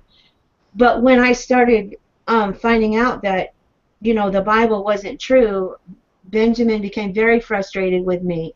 And, oh, you told me this was true. And so I had said to him, it's true to the best of my knowledge, because he's saying, now you're saying the Bible's not true at all? I said, what I taught you about there being a name of God and about the feast and all that, that's true according to the Bible, but it's not true according to reality. And you have to grow up, and you have to figure out on your own. I'm not going to tell you not to believe it anymore, and I'm not going to tell you not to do this. But you can't ask me what to believe, because I might find out more information later about something else. And we have to be willing to change our beliefs when we find that they're untrue. And that's the one thing I want them to know, is that it's not shameful to drop what you have found is not true anymore. So yeah. He's developed his own kind of God. He believes there's a God. I think he told me this several months ago, so I don't know if he's changed since then. But his idea of a God was just some guy who made us, but he's not all powerful and not all whatever, and so he can't possibly listen to all these prayers and do all this stuff, so people getting upset about it is too much. And so I just want him to do his own thing. And he says, well, I'll do it when I grow up. I'm too lazy right now. I'll just listen to you. he's a kid. He can do that. Yeah. Now, my younger daughter, Lizzie, she's more saying that always questions certain things, but she liked doing the Hebrew Roots movement thing, but she didn't really always believe all of it. And so I'm not sure that she would say she's an atheist. I think she's more like, I don't know. Which I've told her, I think that an atheist would say, I don't know, too. We can't prove there's not a God. We're just not worried about it. And I think that's where she's at. She's just not worried about it. Well, I'm an atheist, and I don't agree when people say that. First off, I don't have to prove, not just because of what some atheists say that we don't know or no one can know. I think we don't have to prove because it's never been even shown to be a viable, reasonable conclusion to begin with. In other words, science doesn't test a hypothesis that's ridiculous. If I say that there's a square circle, no one has to investigate if that's reasonable. You know that cannot happen. So, to me, the whole concept of God starts off ridiculous. So it doesn't even deserve to be, which is actually called Ignosticism with an I instead of an A. It just means that it's not even a coherent, idea. God is a ridiculous idea to begin with. And the second thing is, I don't agree that we can't disprove it. We can disprove it. We can disprove things that are not true. So I'm just saying for my own self, I don't personally acknowledge that we can't disprove it. It's hard. It takes a lot of work, but I can disprove it. The first thing you have to do about God, though, is you have to nail it down to a claim. What is the claim that you're making? Because I can't, in a sense, I guess I can't disprove error. If you give me nothing, the point is that the best God, the easiest God to defend is a God that you don't define. The moment you start defining it, I can start attacking it. But right, which is why people don't define it and they go back to faith. Right, they don't define it because, or the moment that you start challenging how they define it, the God becomes less defined. In other words, like you said, they'll start off with God does this, this, and this, and if I say, well, how do you know this, or how do you see this, or this doesn't make sense? Well, God created us. Oh, well, there has to be something. You end up with somethingism, that there has to be something out there. Something, is connected to all this, even if it doesn't, care about us or whatever. You don't know that.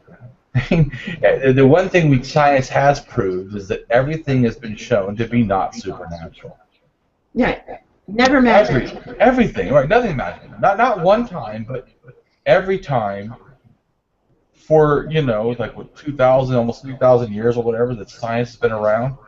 Everything has been a continual process of proving that everything is not natural, with supernatural added. It's just natural. It's always been just natural, no magic, ever. So when people say to me, you can't prove there is no God, I always respond with, oh, so you believe in everything? You believe everything before you don't believe it. So you believe... Yeah, that's not a way to come to belief anyways. Belief should be built on reason and evidence. And that's one thing. So if you demand the belief is built on reason and evidence, God already is lacking both those. There is no evidence, and it doesn't have any reason. That's what I'm trying to say, is that reason alone, in other words, even if it's lacking evidence, some of the problems when people, to me, get confused is how you know things. And there's reason is a way of coming to true knowledge. Okay, I don't think it's the only way. I don't think it's always the best way, but it is a way. In other words, that I disagree with the statement that you can't know something without investigating it, because there are some things you know because you understand other properties by inference. In other words, other properties about the world you know are true. Like I always tell people, when you say, you have to look first, and if you can't, investigate it, you got to be skeptical. That's not true. If you told me right now that you had the planet Pluto in your pocket, I don't have to go, well, I'll be skeptical and I don't know until I look or until we prove it otherwise. No, I can say that I'm 100% sure you do not have the planet Pluto in your pocket. That is actually, logically and physically impossible. And so that's what I'm saying, is that to me the God claim is just like you saying, well, I have God in my pocket. Well, I know you don't. Right, and that's why I say to them, so you believe everything? Because that's what they're telling you. Yeah. If you can't, my brother told me once, well, I'm just going to believe in God until somebody proves he doesn't exist. So then why don't believe in leprechauns and dragons and Middle Earth and all this other stuff? If you have to have it disproven before you quit believing something. You don't measure anything else in your life that way. That's right. And that to me is dishonest. Well, and my first thing now is always, what is God? I don't accept that I understand what's God. And how do you know that that's God? And how do you know what that means? Mm-hmm. What does that word even mean? Right. And if you say, well, because there could be a creator, well, and that creator could be what? One of 10,000 gods? How do you know that you're worshiping the right God? That's like the Pascal's wager is that, well, isn't it safer to believe than not believe? Well, not really. Because if you have 10,000 possible gods, you have 10,000 errors, or 10,000 minus one error. So it's actually not believing is a safer bet than believing, because you could believe wrong. Yeah, definitely. I always ask people too, why your God? Why can't I go back and worship my ancestral God, Odin? I mean, why are you telling me that Jesus is the only way? Why didn't Jesus give a fuck about any of the Odin followers or, people in China? So it can't be that he's the only way. And I had this conversation with a woman at work the other day. She was talking about faith. She must be, I think it's Jehovah's Witness that don't believe in hell. But she was... Yeah, I don't know exactly what their beliefs are. I know some of it, but I didn't know that they thought that. Well, she didn't say what she was, but she said she grew up in a closed community and it was very religious, and that she could see my point that hell, the idea teaching children hell was emotionally disturbing to children. It was emotionally disturbing to me, because that's your whole life focused on not going there, right? Right. And so she said, yeah, I can see why that's disturbing. She says, but all this like bad stuff that you say that happens in the world to people, or what happened in your life, she goes, all I know is that the highest thing that we can do according to faith, the Bible says, is faith. We have to have faith. And I said, so you've just admitted that you don't have to be able to explain anything. Faith is the highest ideal. Then you can ignore everything else. You can ignore reality and other people's suffering. Right. Well, and for me, I would ask, and once again, I don't allow people anymore to say words without defining them. What is faith? What does that mean? Even if it's the highest ideal, even if I agree with you, it is. What are we even talking about? What is it to have faith? What does that word mean? Because well, she did define it. And what does she say? She said it's a belief in God no matter what, basically. But which God? Yeah, but see, so it's basically like, that's what I think in general, is that they're offering faith as a method to evidence. Because in order to have a belief, you're saying I have this belief because of faith. So faith is what helps you have the belief. But their evidence then is not real or tangible. It's just. No, I'm not saying it is evidence. I'm saying that. No, that's no, what yeah, I'm saying. In other words, I'm saying is, they're saying that faith is a form of evidence, or it's better than evidence. That faith itself is that, and it's not. It's so faith is like wishful thinking, or believing things that you want to be real, or you're claiming things that you're saying you know without knowing, and it's been offered as a form of evidence, and it's actually just out of your own mind, wishful thinking. So I have a video up on Google Plus about that very idea. Faith is the substance of things hoped for and the evidence of things not seen. Yeah. My whole video was about my misunderstanding as a Christian. I thought that it meant that everything science discovered would support faith. Right. And it wasn't until later that I realized that everyone else in the Christian community read that as faith is the evidence. Right, that's what I'm saying, exactly. Faith is evidence. I always say that faith in the acquisition of evidence is not worth believing in. I mean, right. No. If you went to your doctor and you said, I'm going to have heart surgery, what do you think? He said, well, I have faith, that it's going to work out. You would not feel very confident. And especially if they said, well, how did you get your schooling on how to do this? And, well, I just had faith. Yeah. You would be like, no, I'm not doing that. Or like I tell people, if you took your children to a daycare center and they said, you asked them, are you going to be able to take care of my kids? And they said, well, we have faith that we will. Well, people talk like that all the time, though. They talk like that, but the truth is, if you really thought about what they're not saying they're going to. Right. they're saying we hope that we will. I hope I don't screw up and forget to take care of your kid for a minute or two. So to me, it just faith is used as a form of evidence is ridiculous. It's coming out of your head, your intuition, and the problem is, even if you think your intuition is correct, our intuition about the natural world without science comes to wrong conclusions. Like right now, you feel that you're not moving.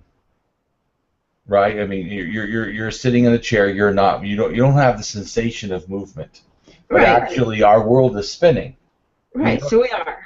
We are moving, and then it's not only just spinning, and then it's hurling through the galaxy around the sun. So it's actually spinning, and then on top of that, it's not even spinning upright. You feel like you're actually on the ground and facing up. But actually, you're on a round ball facing probably sideways, and then on top of that, the whole Earth is actually tilted on an axis and spinning not even straight up and down. I mean, so our sensation of being fixed or being standing upright, is completely flawed without science. And I tell people that when they say, well, I trust my intuition, yeah, you really shouldn't when it comes to science. When it comes to the reality of the world, yeah, that's not really a good method. It's not that you can't come to some ideas, that can be benefited by, intuition. Certainly it's a creative thing for art, and it could benefit our lives, but intuition is a form of evidence? Yeah, no.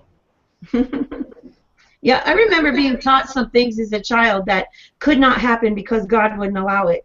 And one of them was cloning. That's not going to happen because we have souls. And they won't be able to clone because there'll be no soul. And, well, cloning's happened. Yeah, that's very interesting. I never even thought about that.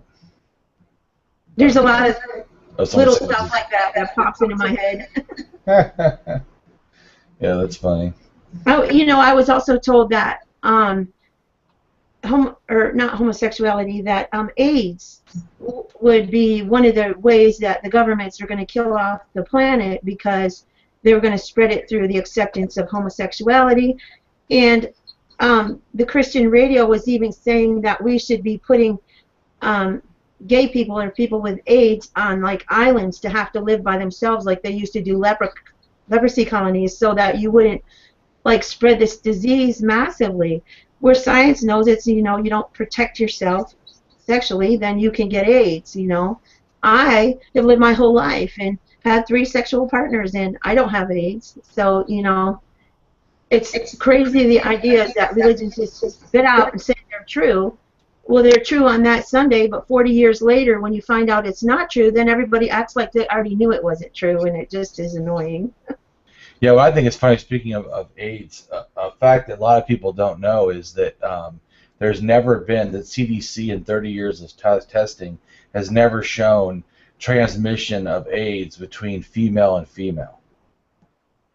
Wow. So, no, never, not one case. So this it's a bloodborne thing, and a woman, licking another woman is not going to have that happen. Anyways, what's funny is that it's basically like, well, sperm is almost like it's like one in every 5 times the sperm is on average has blood in it, so it actually has the ability to transmit AIDS in that way. But mostly it's blood that transmits AIDS. But it's funny. Some men actually can be every time, and some can be less than every 5 times have it. It just depends. But the whole point, as I'm saying, is that if supposedly that it was given by God, then God must like lesbians. That's always what I say. It must be an anti-male thing. Right. And so it's a it's like, did you know that a mother can actually give birth to a child, not through cesarean, not through the natural birth, but can actually give birth to a child and the child not have AIDS, even though the mother does. It's pretty. So even the mother's connected umbilical cord and all that, to the baby is not actually transmitting AIDS, which I think. That's interesting. I didn't know that. Yeah. So. Well, a lot of times they don't talk. I had to learn this when I was in.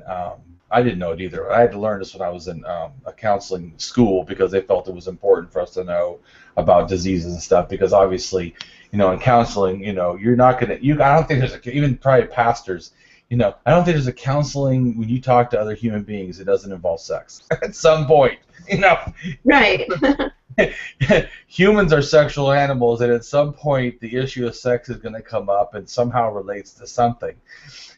Well, isn't that actually have everything to do with evolution? We're driven to reproduce and to thrive, and so that's why sex is so important. Yeah, and I also think it's about bonding. I think that we don't have sex just to reproduce. I think that's not complete. That's a more religious kind of thinking that sex is for reproduction. I'm not saying it doesn't. I agree there's a drive, but the drive is, I'm saying I don't think the drive is limited to just reproduction. Like you talked when you first started talking about sex, you said, it's about, wanting a bond and stuff. It absolutely is. In fact, it was funny, if you look at like the chimpanzees and stuff, they'll have sex after they get in fights. They even homosexual sex. They'll have sex after. You're talking about the bonobos? Yes, the bonobos. Yeah, they'll have sex. To greet a new person. I mean, it's just for their whole thing. But we're like that too, in a sense that only society tells us not to, or that we can't, or it's wrong. But really, who we really are would be a lot more openly sexual. It's not that everybody would be the same, because I don't think that we are, but totally the same in our wants, needs, desires, and stuff. And But in general, there would be a lot more, because the natural state of us is a lot more. Well, I believe that, you know, as a religious person, and because of my past, sex was just not something I was ever interested in because it was traumatic. But on the other side of it, being with my boyfriend, I have discovered what my body does. I've discovered, you know, how to have an orgasm. I've discovered self-pleasure. I've discovered all these things that were taboo before. And to me, I've met myself. I didn't need. I'm not this programmed robot anymore, and I am a very sexual person now, where I wasn't before. And I feel like religion steals personalities from people. It steals who you are on every single level. Yeah. And especially your personality, because I didn't know that I was talkative. I didn't know that I laughed all the time. I didn't know that I was very much like to make love. I didn't know any of these things about myself, but without religion, I met that. And I'm thinking to myself, what a horrible thing. They're like instead of the body snatchers, they're the personality snatchers. Yeah. Well, and definitely to me when it comes to sex, and just like the same thing too, I want to say that some people are asexual in the fact that they don't feel a lot of attraction for other people. So I think that it's all of it's natural, all of it's, you know, and some of it, you know, is just how we're born, you know. Some stuff of how we react to things is conditioning. But I think that there's no right way. Someone could be homosexual, someone could be heterosexual, someone could not have that much desire for sex. I don't think any of those are bad positions. So Right. even though I would probably be more classified as highly sexual, I don't think that's the only way or the best way. It's the way that's right for me and maybe for life for a lot of people. And I think there's people that feel no sexual desire, and I don't think that they should be shamed either. I don't think there's any wrong. And I think that religion does that good, you know, or shames every position. Yeah. Because like you said, if you're a single woman and you haven't been married, you're shamed for not, you know, being sexual. And if you're in a marriage and you're not that sexual, you're shamed for not having procreation and babies, and for not, you know, like you said, you know, giving into your man no matter what. I mean, it's just an endless shame no matter what you do. And to me, especially put on women, no matter what a woman does, everything is wrong.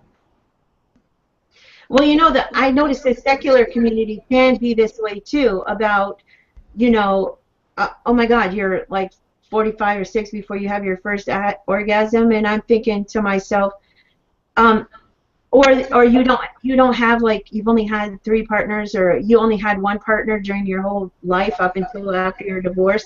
To the secular community, that's strange, and I've been laughed at about it, and I'm just thinking to myself, we kind of like try to mold other people by the way we react to them and mocking them and stuff like that. And I don't think a person necessarily has to have 50 partners to enjoy sex, nor do they have to have just 1. I mean, I'm very accepting of polyamorous and homosexual relationships and stuff like that, because it ain't my damn business. You know what I mean? Yeah. The thing I would want to see people do is be open with each other. Like, if you are going to be in a polyamorous relationship, if my boyfriend wanted that, he needed to tell me that before he got involved with me, so that I would have the ability to accept it or not. You know, it's just about...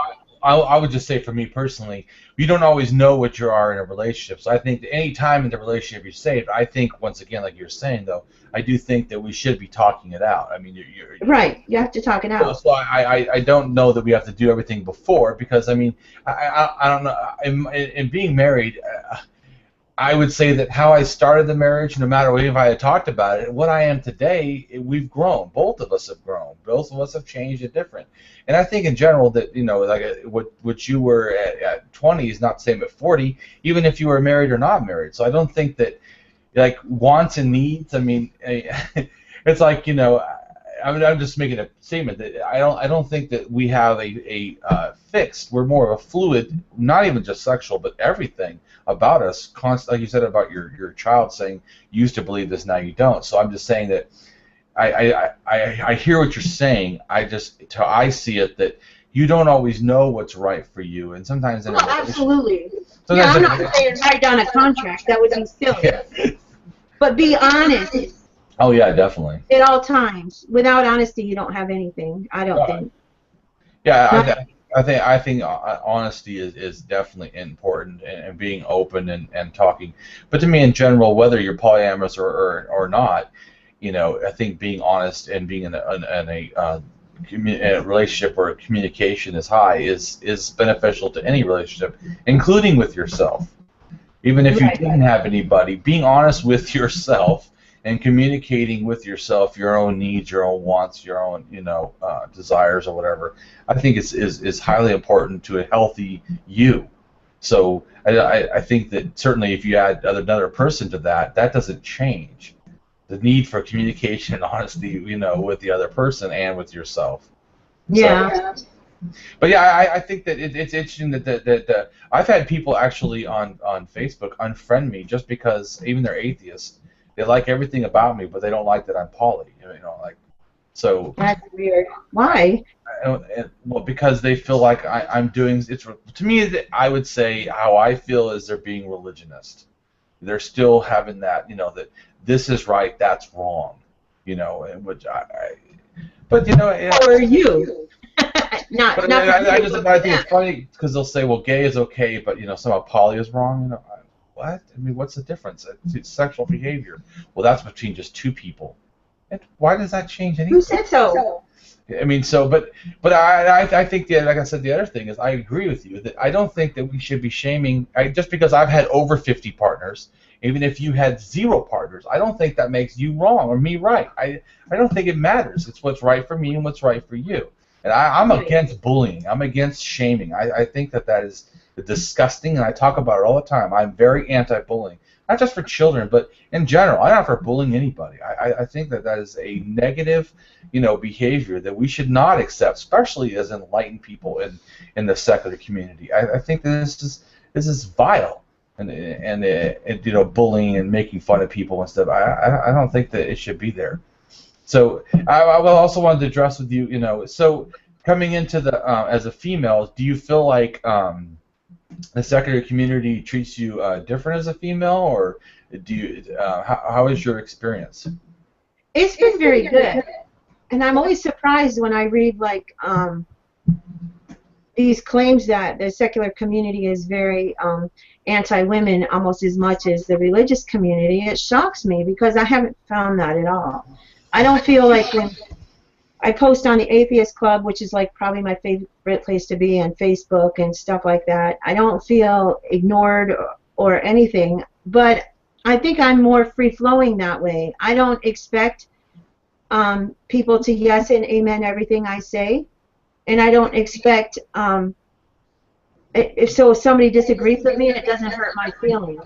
And sometimes I think that maybe because of how women have been treated through history, some women find an insult in everything, and I don't, I guess. So I've been very accepted, and surprisingly, one guy called me the Matt Dillahunty of Alaska, and I was just like strutting around like a peacock for a day. I was like, you know, I'm over that now, but I was like, wow, that's like the coolest compliment ever, because Matt Dillahunty was important from watching the Atheist Experience to me, and I can't ever remember her name because I was so focused on Matt's story. You're talking about Trace Harris?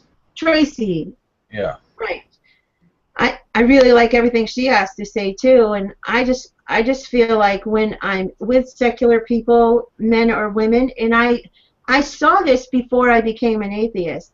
I saw that secular men didn't try to excuse dominating women. They called abuse abuse, but I didn't see them dominating the women. I saw them treating them as equal, and so I've experienced that. And it kind of makes me ashamed as a woman when I see men attacked, like men have to apologize for being men. And I'm thinking, no, I've been an abused woman. It's my responsibility when I meet other people to determine if they're safe people or not.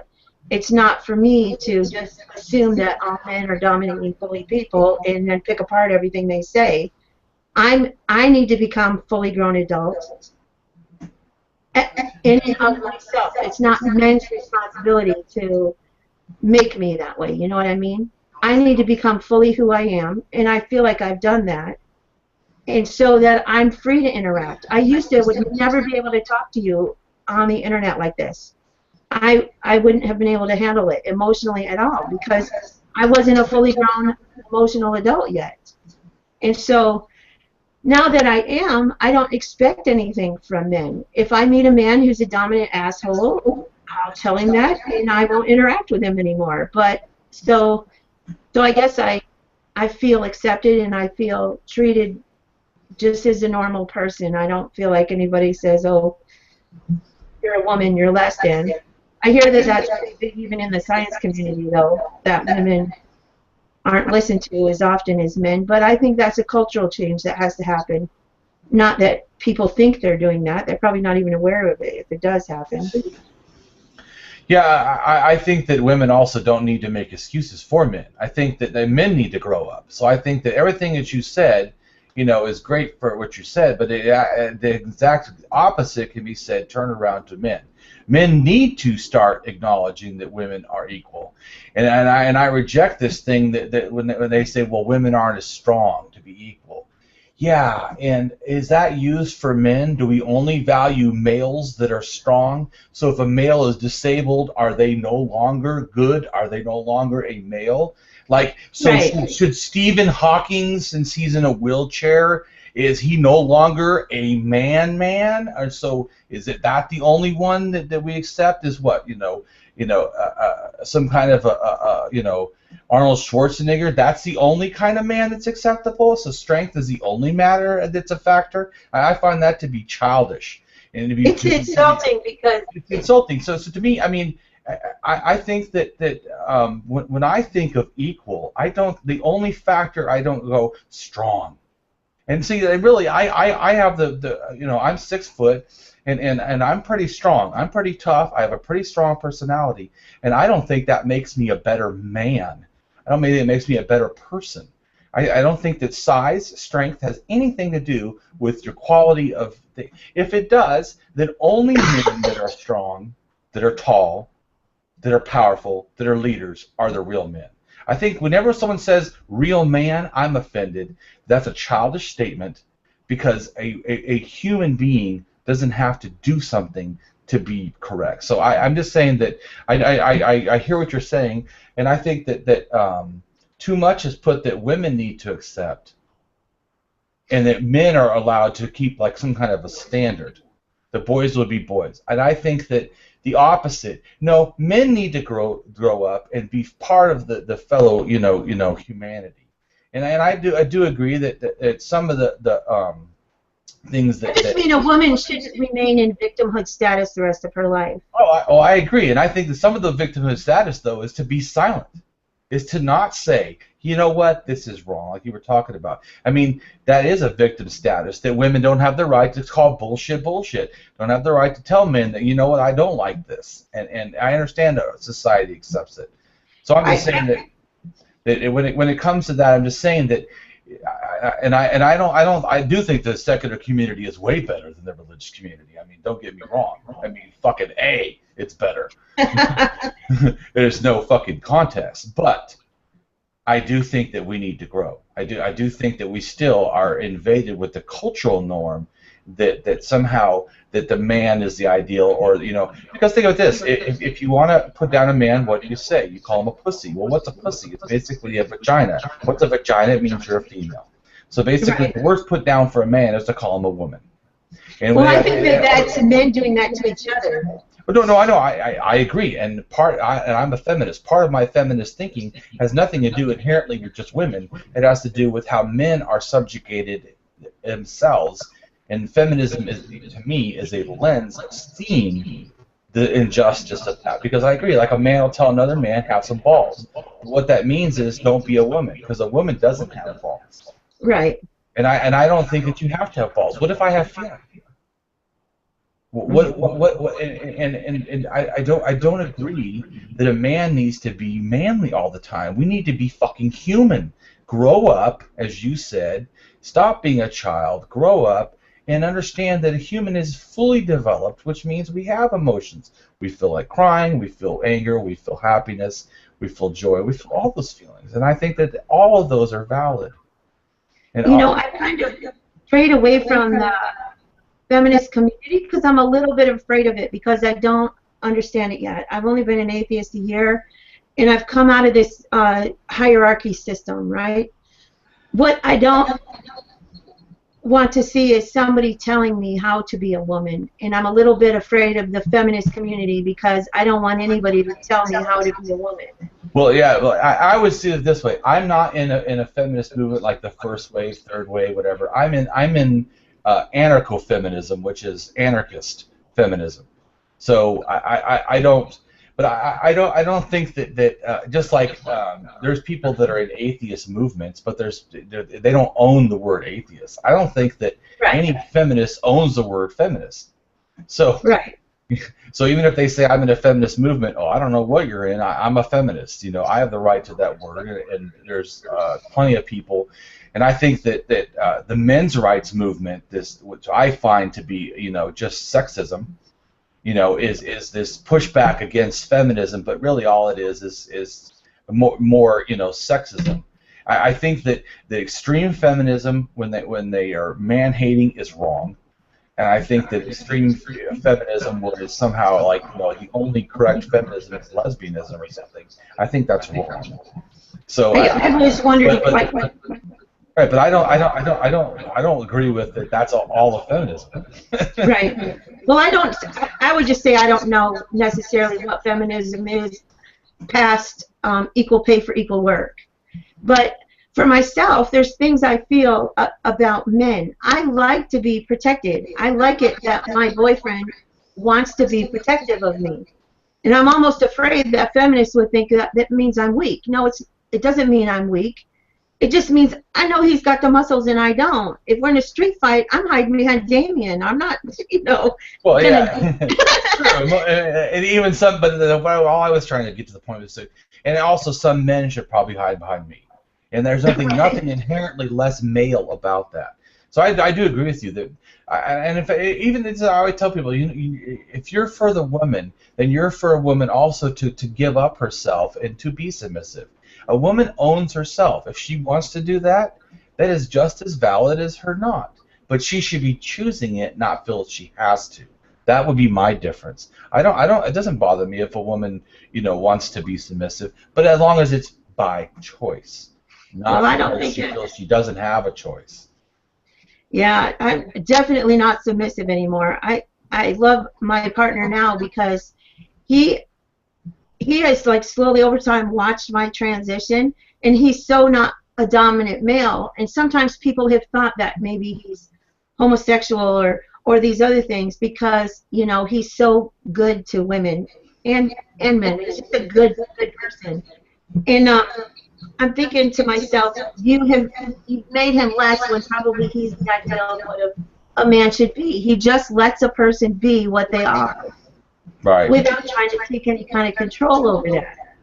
And on that level, I totally hear you. People should not be measured on what's the ideal man, what's the ideal woman. Be what you want to be. And he kind of likes it that I'm like a bookie kind of a person, and I study all the time and stuff like that. We're in the religious community. No, you're about raising kids. What are you doing in all those books, you know? Yeah. Yeah, I agree. So, to me, I always tell people, to me, equal is a behavior. That's, for me, it is. It's not a status that you have to earn. It's just how we should treat others. We should treat others as equal. Right. And we should help them equally. You know, not everything that a man is, you know, he might have more strength or what, but he might not have what you have. And that's where partnering together can kind of make everybody fit together perfectly, because you meet each other where one lacks. And I don't think they're gender specified, obviously, because homosexual relationships, I'm sure, have the same kind of dynamic where they come together and they help each other out where they lack. Yeah, and so sometimes they are, you know, feminine and feminine, or masculine and masculine, and sometimes they're just, you know, feminine and masculine, no different than a heterosexual relationship. But even really, to me, that there's a fallacy in general, because it's not like every supposedly heterosexual relationship is always male and female. You know, sometimes it's female and female, or male and male. I mean, the gender is not really limited to your physical, you know, sexual organs. Gender is more like a persuasion. Like a woman's a tomboy, she's not being feminine. So if a guy is masculine and he picks a tomboy feminine, you know, or woman, whatever, he's basically picking another male type of a thing. So it's two masculines. It's not, you know, some women, I don't know if you probably have experienced in Alaska, I would imagine, where some women are very masculine and they can still be dating men. I mean, so I'm just saying that I don't think that like you said about it having to be this thing where it's only you know, complementary, that, you know, I have stuff you don't have. Sometimes that's not how relationships work. Sometimes, you know, both could be masculine and it still works. Sometimes it could be both feminine and it still works. So yeah, I think that in general, the secular communities help me understand that a lot better. That, you know, there's really a lot of people. This religious thinking that's, like you said about black and white. This black and white doesn't really work for gender. Black and white doesn't work for sexuality. We're taught that it does, but that's actually not how reality really is.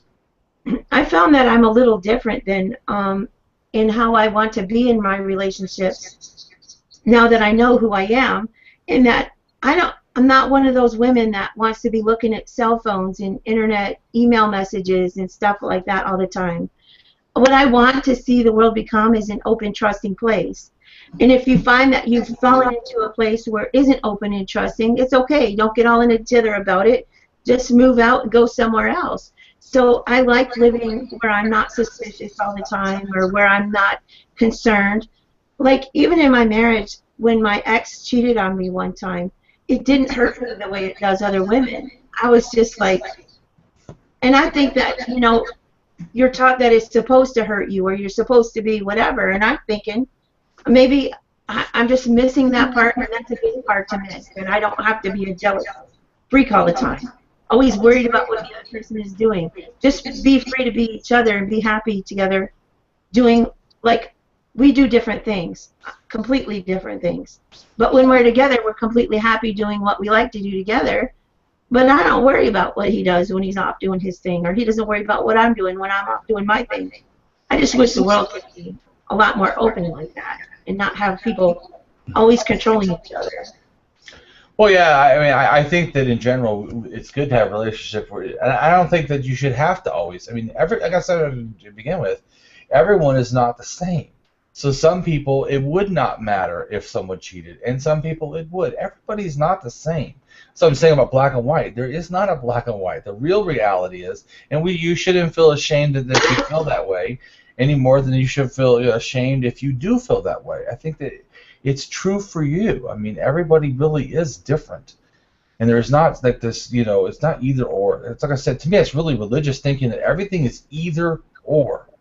Right. Or everything I really hate, too, in relationships, to me, is tit for tat. But to me, that's the kind of thinking you do in a job. That I do this, you have to do that. I mean, in a sense. I don't think that's how you should have loving, caring relationships. I may do all of something and you may do not. You may do all of something and I do not. I mean, I don't think that it builds a healthy relationship. Like, I do this, now you demand to do that. That's, to me, still goes back to religion. God is given to you, now you have to sacrifice to God, you know. Right. Right. I get that. I guess maybe that's the way I feel. I feel like if you get jealous, then you've put rules and restrictions on the other person. If you find that they can't live in a way that you are accepting of, then don't be jealous. Just let them go on and do their thing. And I guess I like being free to just be open to say that, you know. This one man, one woman crap, whatever. You guys don't even stick to that. Everybody cheats on everybody in the Christian world. Right. It's just Right. And then all I was saying was that opinion is valid. That is sort of the opinion I have. But I'm just saying that people that don't have that opinion, I'm not saying that it's invalid. To me, if someone, some people I think may be prone to being jealous. I don't know. I'm not that way. But I don't think it's invalid if someone is. That's all I'm trying to say. That I think that it's not. We shouldn't have an either or. In other words, okay, I get what you're saying. yeah. So I'm saying what you said is valid. I do agree that if you don't, you should not feel bad for not being jealous. You should not feel bad for if it doesn't bother you any more than someone should feel bad if they do feel jealous and it does bother them. That's all I'm saying is that to me that it's not either or. Everyone is different. And how that they experience. I do think what they should do in a healthy relationship is that you should be in healthy relationships. And if you need to do that, you need to be with people that are not jealous. And if you're jealous, you need to be with people that are jealous. I mean, you need to be in healthy relationships. And I think that's the most important, is that don't try to force something that's not. Right, and I think that's what I was getting at. This whole idea, I see these young girls that are like stealing his phone and checking his phone all the time and asking him where he's going, and it just seems so dysfunctional to me. I guess I'm like anti-control, and so if your feelings put you in the position that you have to control the other person, then that's a problem in my mind. Yeah, well, you usually don't control a person anyways. I mean, most people. You just try and try it. You're going to be neurotic if your goal is to control other people. I mean. Well, I think I used to do that to my ex. I wanted him to not be an alcoholic and to not use drugs, and to he could have been a good person if he hadn't been damaged, right? In my mind, this is it. And so I'm always trying to love him enough or manipulate him in this way to help him understand that he doesn't have to go and use drugs. He could come home and find enough love, and then he would not have to be sorrowful about his past. I mean, it was draining. Well, I'm glad to hear you're not in that now. And, oh no, I've been out for a long time. And I appreciate everything that you've said, and I appreciate your openness and your honesty, and I really thank you for taking the time and talking with us and telling us about you. Oh, well, thank you, and it's great getting to know you too. I'm probably going to want to call you up once in a while and have a chat. It's nice to have atheists you could just sit around and talk with. You don't have that many in real life. Yeah, that's what I said too. I like doing these things because it allows us to hear from other people and really to be able to connect, because we can learn a lot from other people. And so I think that it's a detriment to us to be limited just to a few famous atheists. I mean, there's a lot of people out there, so I think that we can connect on a better way, to have more. Like I think that that it's not that having a few famous atheists is great. It is great. It's fucking wonderful. They know a lot. It's great. It's beneficial. But that shouldn't be our only source. So I think all avenue approach is good. Where we should be doing everything at all time. More is better. Yeah. I agree with that. Well, it's been great. I hear one of my kids has gotten up. All right. Well, I wanted to, tell you that I really appreciate your time, and I hope you have a wonderful day, the weekend. Thank you. You too. All right. Bye-bye. Bye.